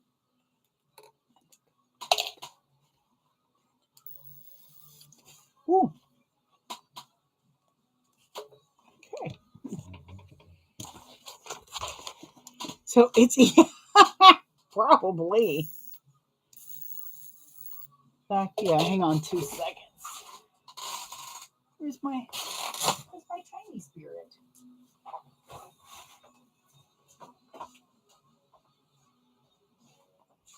Oh, mother, feel.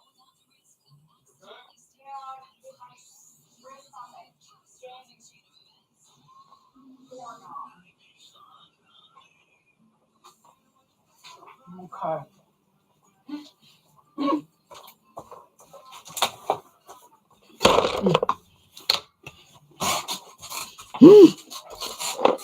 Stop the fact that I just hit my wrist on the doorknob out there.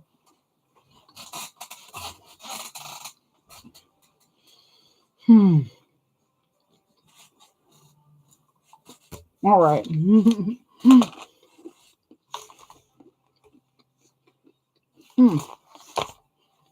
All righty.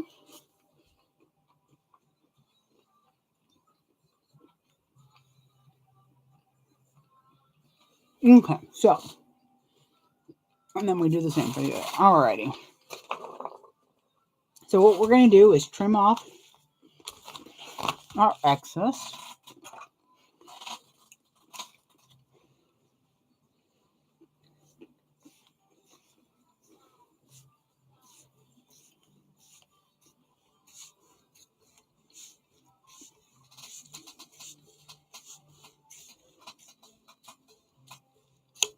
Alrighty.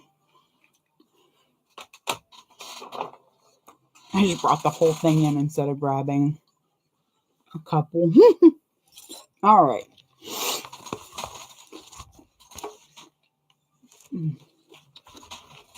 Now we're going to push this back.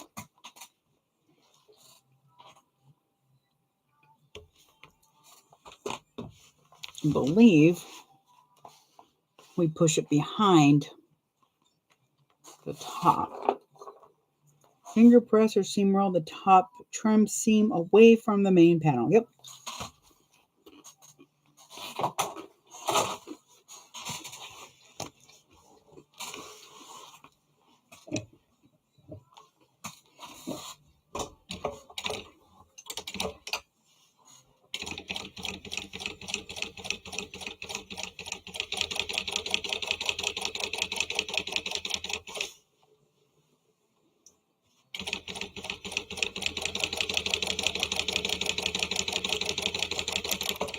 Come on, sorry.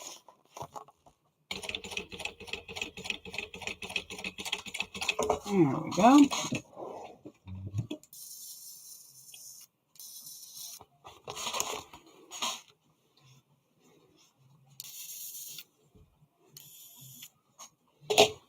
Okay. You can kind of see how that's gonna, look. Oh, that green is perfection. Stop. I'm done. Okay. Oh, I wanted to see, and it looks like my cuts. Well, one of them sealed nicely, so I will super glue that in later, just to kind of keep it from ripping. But the stitching and the top stitching did a good job of reinforcing that cut there from my mistake. The same color as your couch. Well, see, my purse is going to match your couch. You put the past away. It's a good green. Okay. Now we're going to do that again on the other side. Okay. So,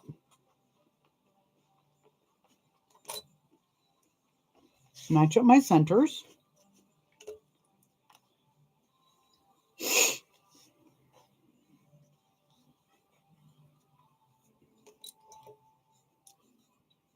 Was that Tiamat? Huh? Oh, I thought I heard Tiamat meow.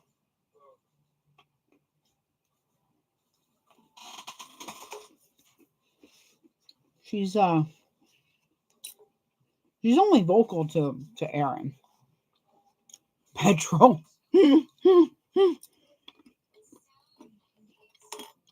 Oh wow. That's really cool though.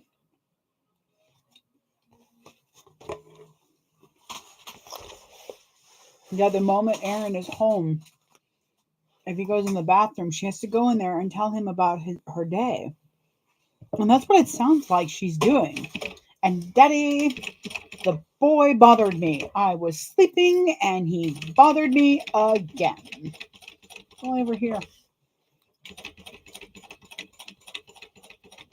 It's the way she meows at him that it sounds so much like she's talking to him. But she doesn't do that to me. Like sometimes in bed when we're laying down, she'll come over and start meowing at me. And like I try to shift a little bit here and there. Because if I shift in the right place, she settles down, like right on my freaking hip. She has these tiny, dainty paws that seem to slip right between my rib cage to stab me. Just so you know, this bag is big. This bag is just shy.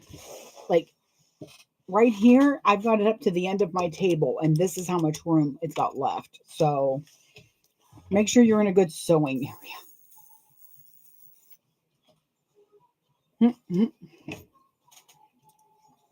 She's just so vocal at him. It's just so weird. And she didn't do that as much before we got the boy. So I really do think that she is telling on her brother. And he did this, and he terrorized everybody, and he crashed into this, and Daddy, he was so annoying.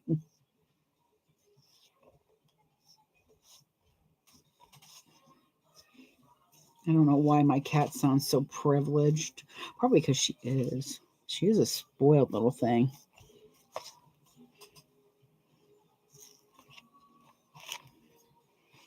Like the second she like gets a little sick, we panic. Okay. I panic. Oh God, what's wrong? And last time the vet's like, she's just got hair balls. She's fine. Just give her some of this. She'll be okay. Like, okay. Whereas the boy sits there and shares sherbet with us. Or peanut butter cookies.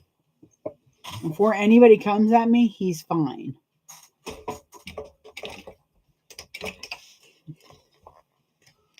There are very few years in my life where a cat was not a part of it.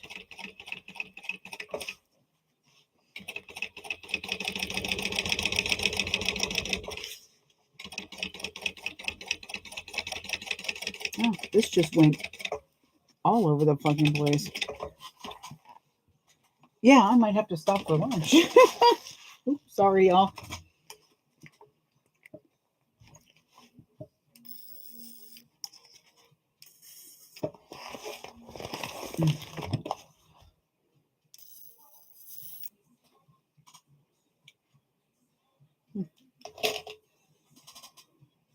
Okay, it'll be fine.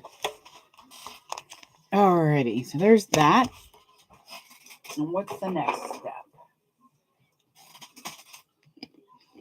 Okay, retrieve one handle, measure measurement, inward from the outer short edge of the top trim.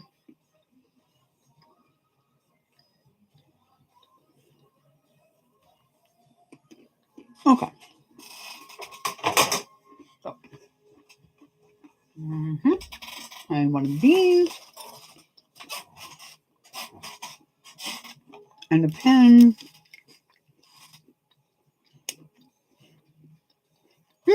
Sure. Sorry, the machine I'm using is the brand is called New Tech. And it's a GS0303D4. I'm not quite sure if they're available anymore. Let's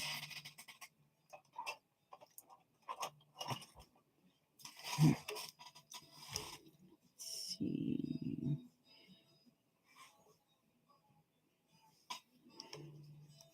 Remember, you're measuring on a trapezoid, so make sure that you're matching the measurement to the edge of the top of it. And don't line up your ruler on the side, like the pyramid side. You're going to want to line it up across your top. Otherwise, your measurement's going to be off. We don't want that. Okay. And this is actually where I'm going to see if something worked.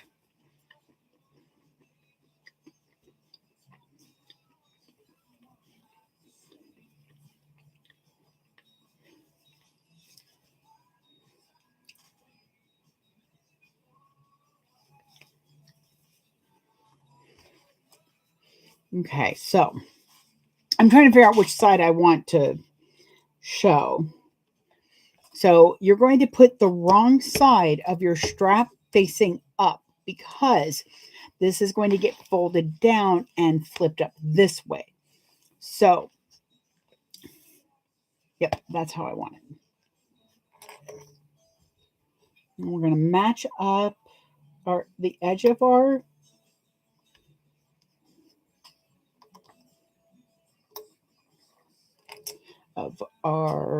what is this thing? Handle to it.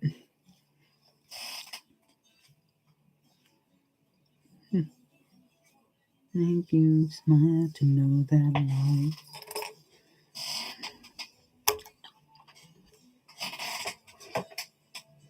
Dang it, stop it. Okay.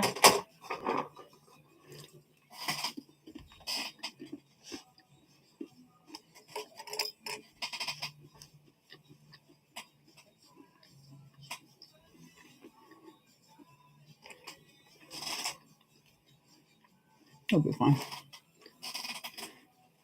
Somehow when I was folding, I didn't fold in this part properly or something. I don't know. But it'll be fine. Now what I'm going to do, though, is I'm going to do a quick test fit. So I want to see how this is going to hold on my arm. And that's going to help me decide if I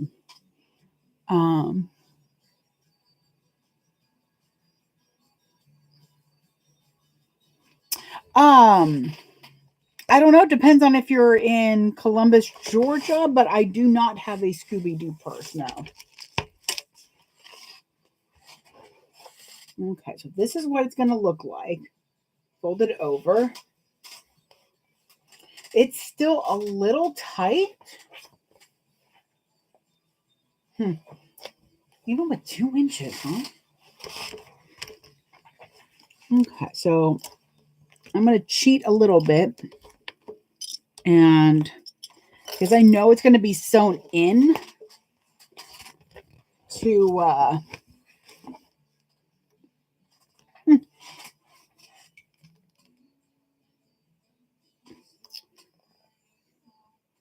I talked to somebody about Scooby-Doo. I remember that. But I have a really bad memory. Okay, so I'm going to sew this, space this down. Looks like about 1/8 of an inch away, just to kind of give.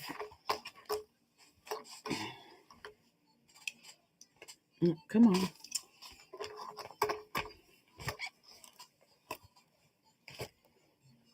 Yeah, that should do it. And that'll be a nice tight fit. Oh yeah, that's very true. Between the sewing it in and the rivets. Yeah, I think I can probably even go up a bit more.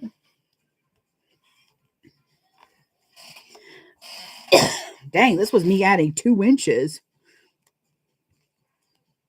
There we go. That should be good. Okay. Ugh. Yeah, it's like, why does our phone change the word sew to seen? It's like, listen, mofo, you know what I do. You know I have typed the word sew and sewn like 1,000 times. Why are you not typing it now? It's such a pain in the butt. It knows. It knows. Hey, Frida. Like, don't censor me, phone. You know what I'm trying to say. You know I'm not talking about ducks. My husband calls it auto carrot, though, which makes me laugh.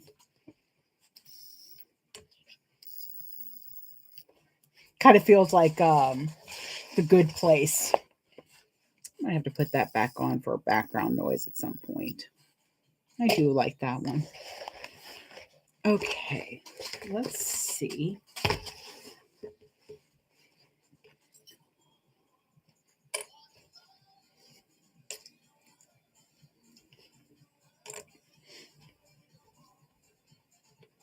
There we go. Ooh, it is warm in my house for some reason. Or it's just warm in my room, probably. Okay, let's see how that fits. Because I'm not gonna lie, that is already looking gorgeous. Yeah, like it really tucks right under my arm, but there's just enough that it feels comfortable, like it's not gonna fall off.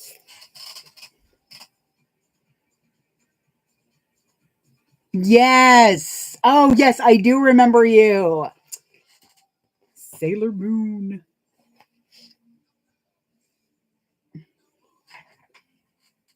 I need that wallet. I understand completely. I've got money put aside for the latest drop from Positive Pates for designs because she doing Summerween and that's everything I am. All right, let's do that again. We're going to want to make sure, what is that, about 1/4 of an inch? I'll do what feels good. There we go. Okay. I got to make my marks. This purse is so big. Hey, Nicole. The purse is so big that I feel like I'm knocking into everything.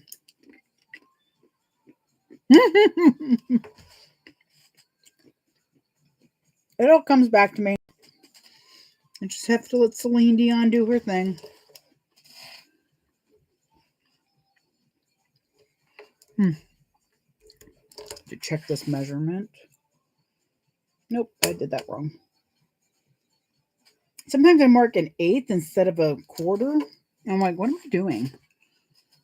What's wrong with me? Don't hurt me no more. All right, so we're doing the other one.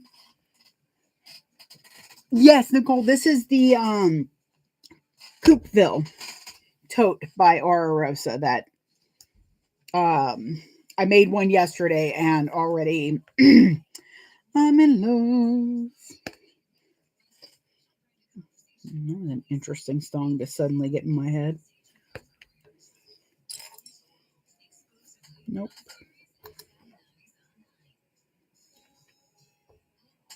There we go. I didn't have that problem on this one. Weird. Anyways.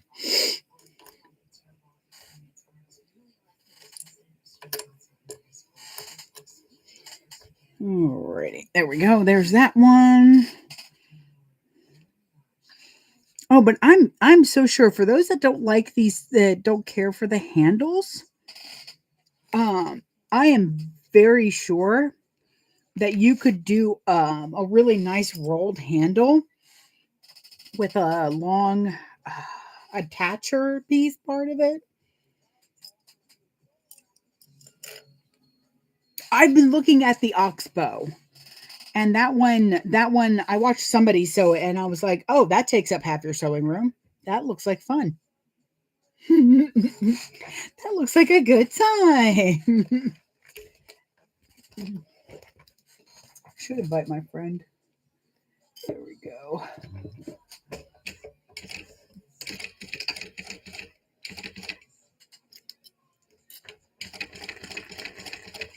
All right, let's see if we can get this to stay. And instead of cutting threads and going back, I just kind of like slide over.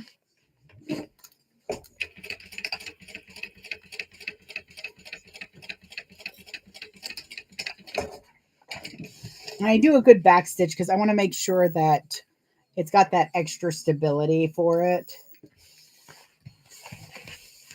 Oh my Lord, goodness. Okay. All right. Give me 2 seconds. I'm going to go tell the husband to go order food because these cashews are good, but they are not food.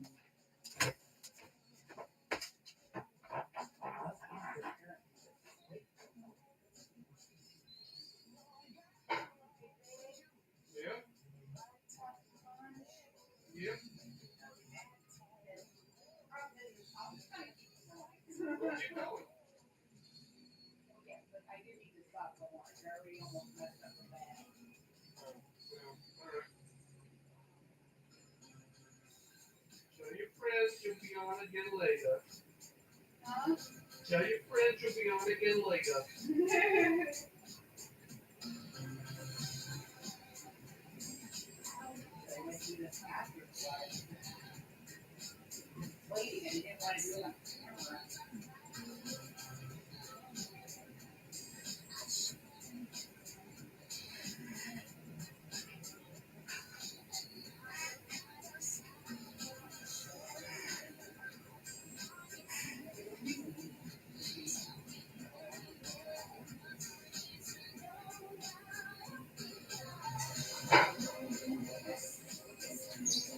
Okay, so give Caesar's a quick call.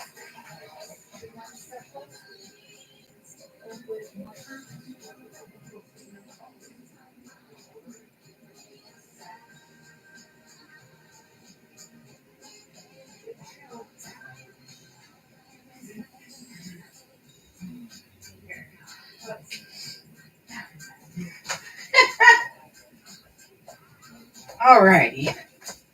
Gets to stepping, honey. I'm hungry. All right. And I'm back. Sorry about that. Okay. Oh, I need a nap. Actually, first I need food. Okay. So I know it seems like I'm doing the same thing over and over here, but I just want to kind of feel how the whole bag is with both of them.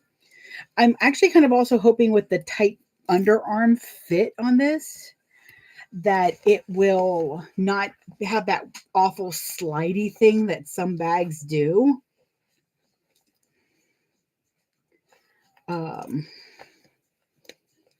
Ooh, stomach just growled, and the things that it said are not things you can say on television.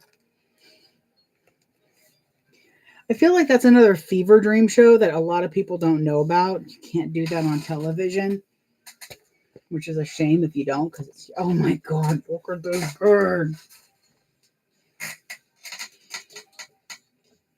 And I honestly think it's, wait, like that? Can't remember. Yeah. It's in. I wonder if it's the design of the bag that makes it sit so nicely on my shoulder. Oh, yeah. See, that's going to be nice. Okay.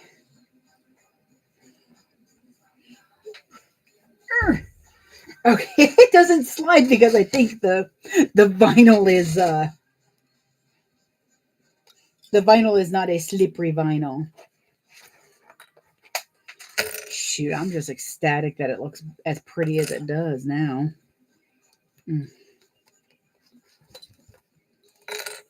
Yeah. Okay. So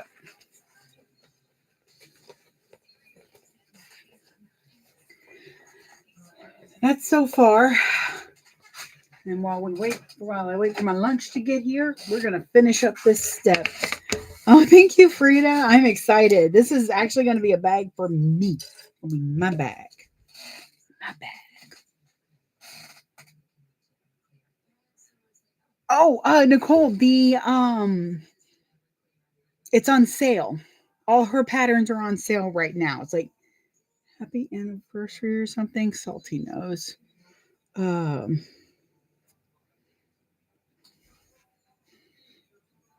Downside. Okay. Sorry, this poor iPad it's so old. Yes, if you use the code Happy Annie 2024. So there we go. Yeah, if you use that code right now, all the patterns are 15% off. So yeah, it's a good time to go grab them.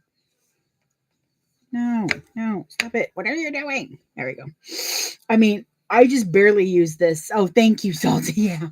Um, I just barely use this iPad pretty much just to do what I'm doing right now. It's read patterns.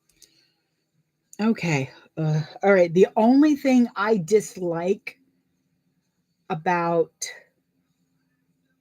zipper panels, the recessed zipper, is doing that freaking enclosure or doing the end of it. We're going to try something a little bit different today. Okay, so yeah, I do like this style of pattern or words. What are words? Treacherous. Zipper panel. I do like how the zipper panel comes together. So instead of 4 pieces, you only have 2. Now, that does mean you have to decide, is it going to be worthwhile to I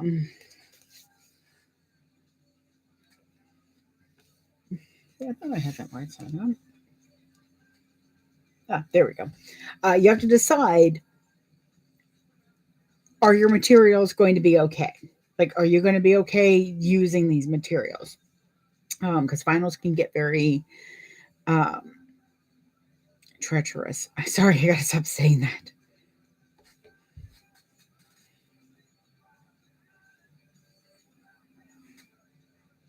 I had a thought, but I don't think that's going to work. I think it would, but I don't think it's going to help as much. Anywho, where are you at? There you are. So, normally I would have this be the contrast vinyl so that the whole inside of the top is one cohesive coloring. Here, let me show you. Where'd you go, bag? There you are. So that all of this is the same coloring. However, I did look at it for like a half an hour and I like that I do enjoy that little pop because it looks like this is sitting inside. It's very deceiving, you know? Like this is all one piece with this being part of it and then this is just sewn on top of it. So it looks really cute and I like that. I also like that she has us doing a perky one. So I'm very, very happy with this one. This one came out so cute. I'm not even lying. I barely had the handles on and folded it over to kind of take a look at it. And I was like, oh, well, I'm going to be cutting another one of these.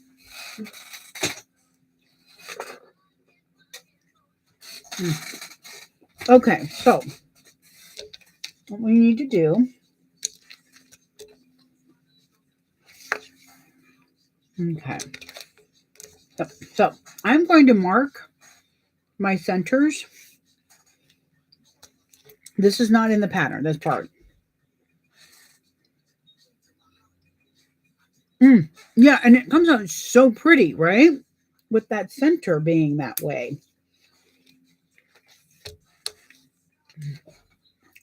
Oh, kicking boots.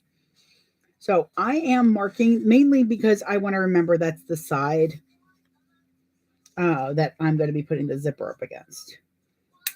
Okay.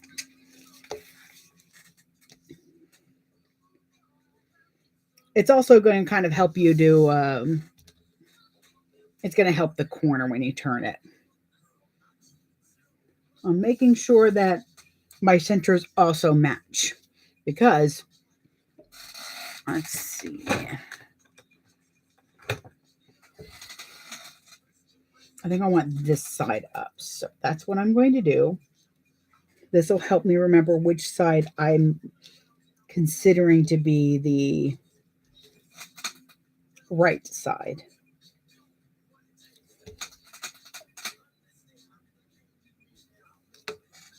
Not in your hand.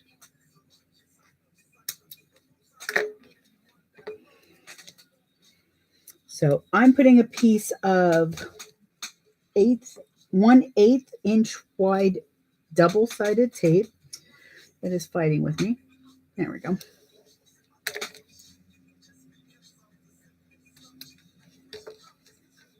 Come on, yeah. There we are.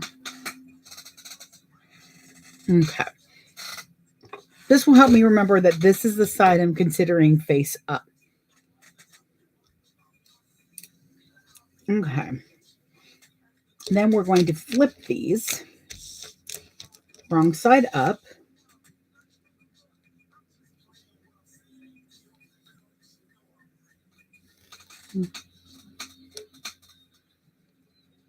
What I'm going to do now is take some 1/2 inch wide tape.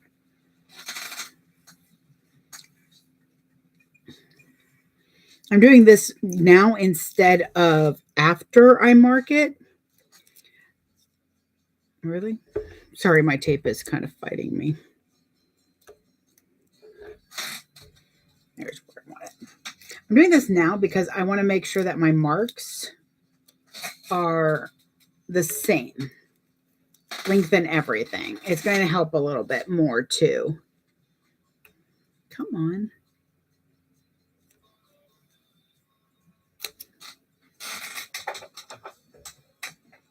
All right.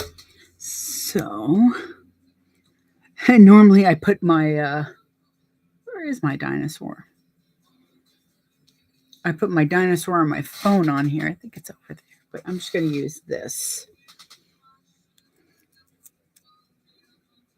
I'm just going to put that right along the edge. There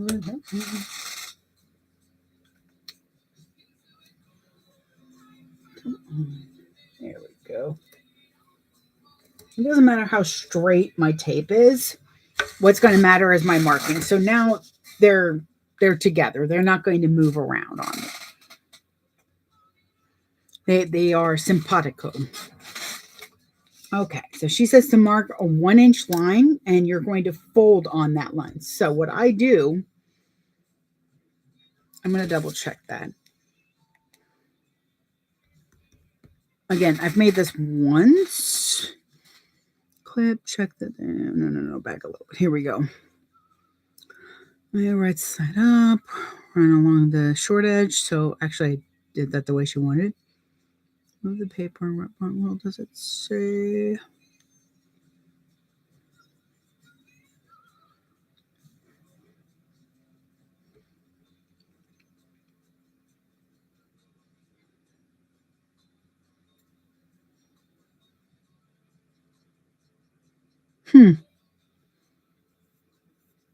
Thought she put the measurement on what you.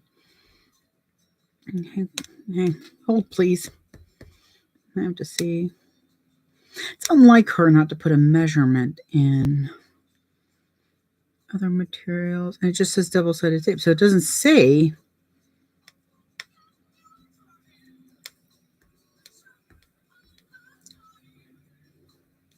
Now, she does have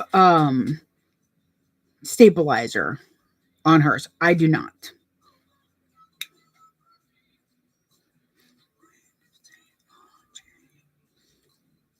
I'm sure we're going.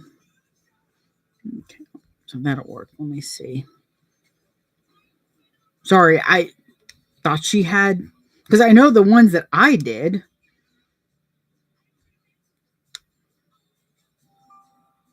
I bet it's a 1/4 inch.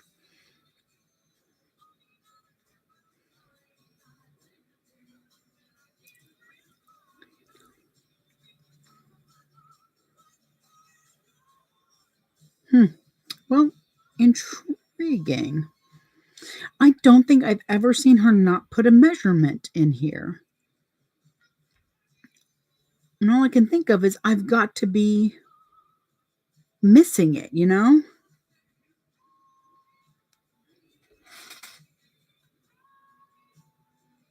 Full to the stabilizer. Okay. Remove wrap, stick edges. Should it be the same? Ah, she says that the stabilizers were cut.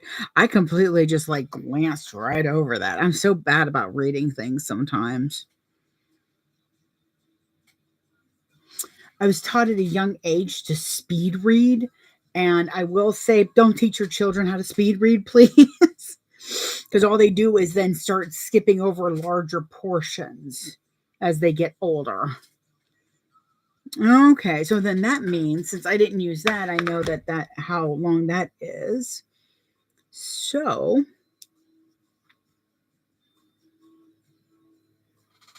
that means I should have used 1/4 inch. That's fine. We'll just make sure that they're the same.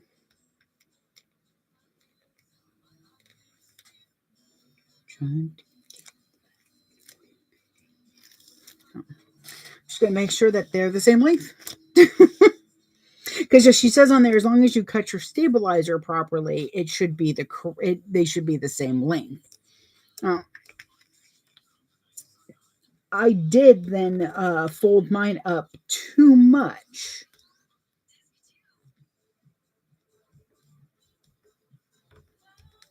Which is fine. Because it looked like it worked. So, however, I'm going to do mine.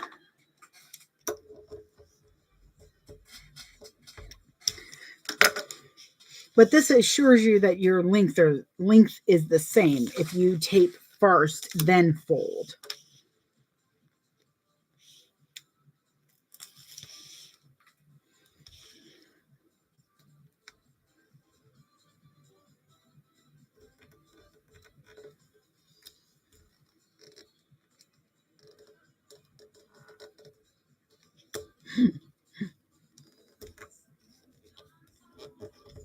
There we go. That's not my seam.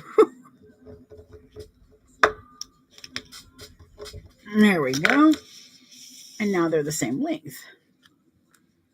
So,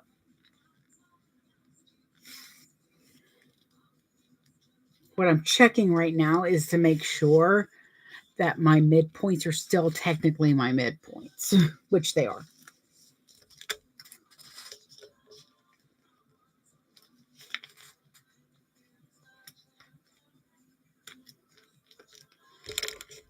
I will say I'm not ecstatic without having a measurement, because that's great to fold up to the stabilizer, but if you're a rough cutter or a quick cutter, that's not going to work as well. So, I mean, I remember how much she pulls away from the edges, so I know how much that is, but it's just a type moment. All right, where's my zipper tape? I know I've got it. Zipper tape. Did I put it on the table? I thought I left it out so that I could use it.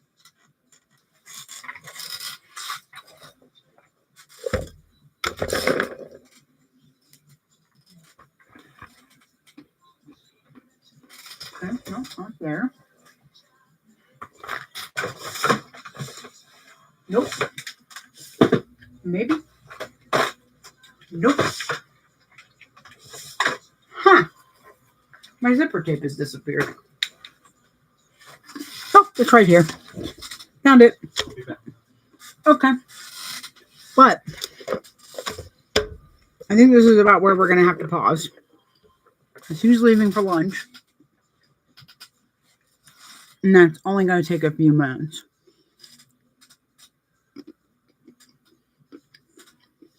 Okay, so yeah, that's what we'll do.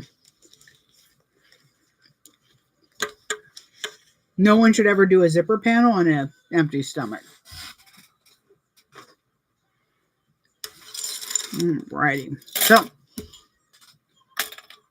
I will see y'all Saturday.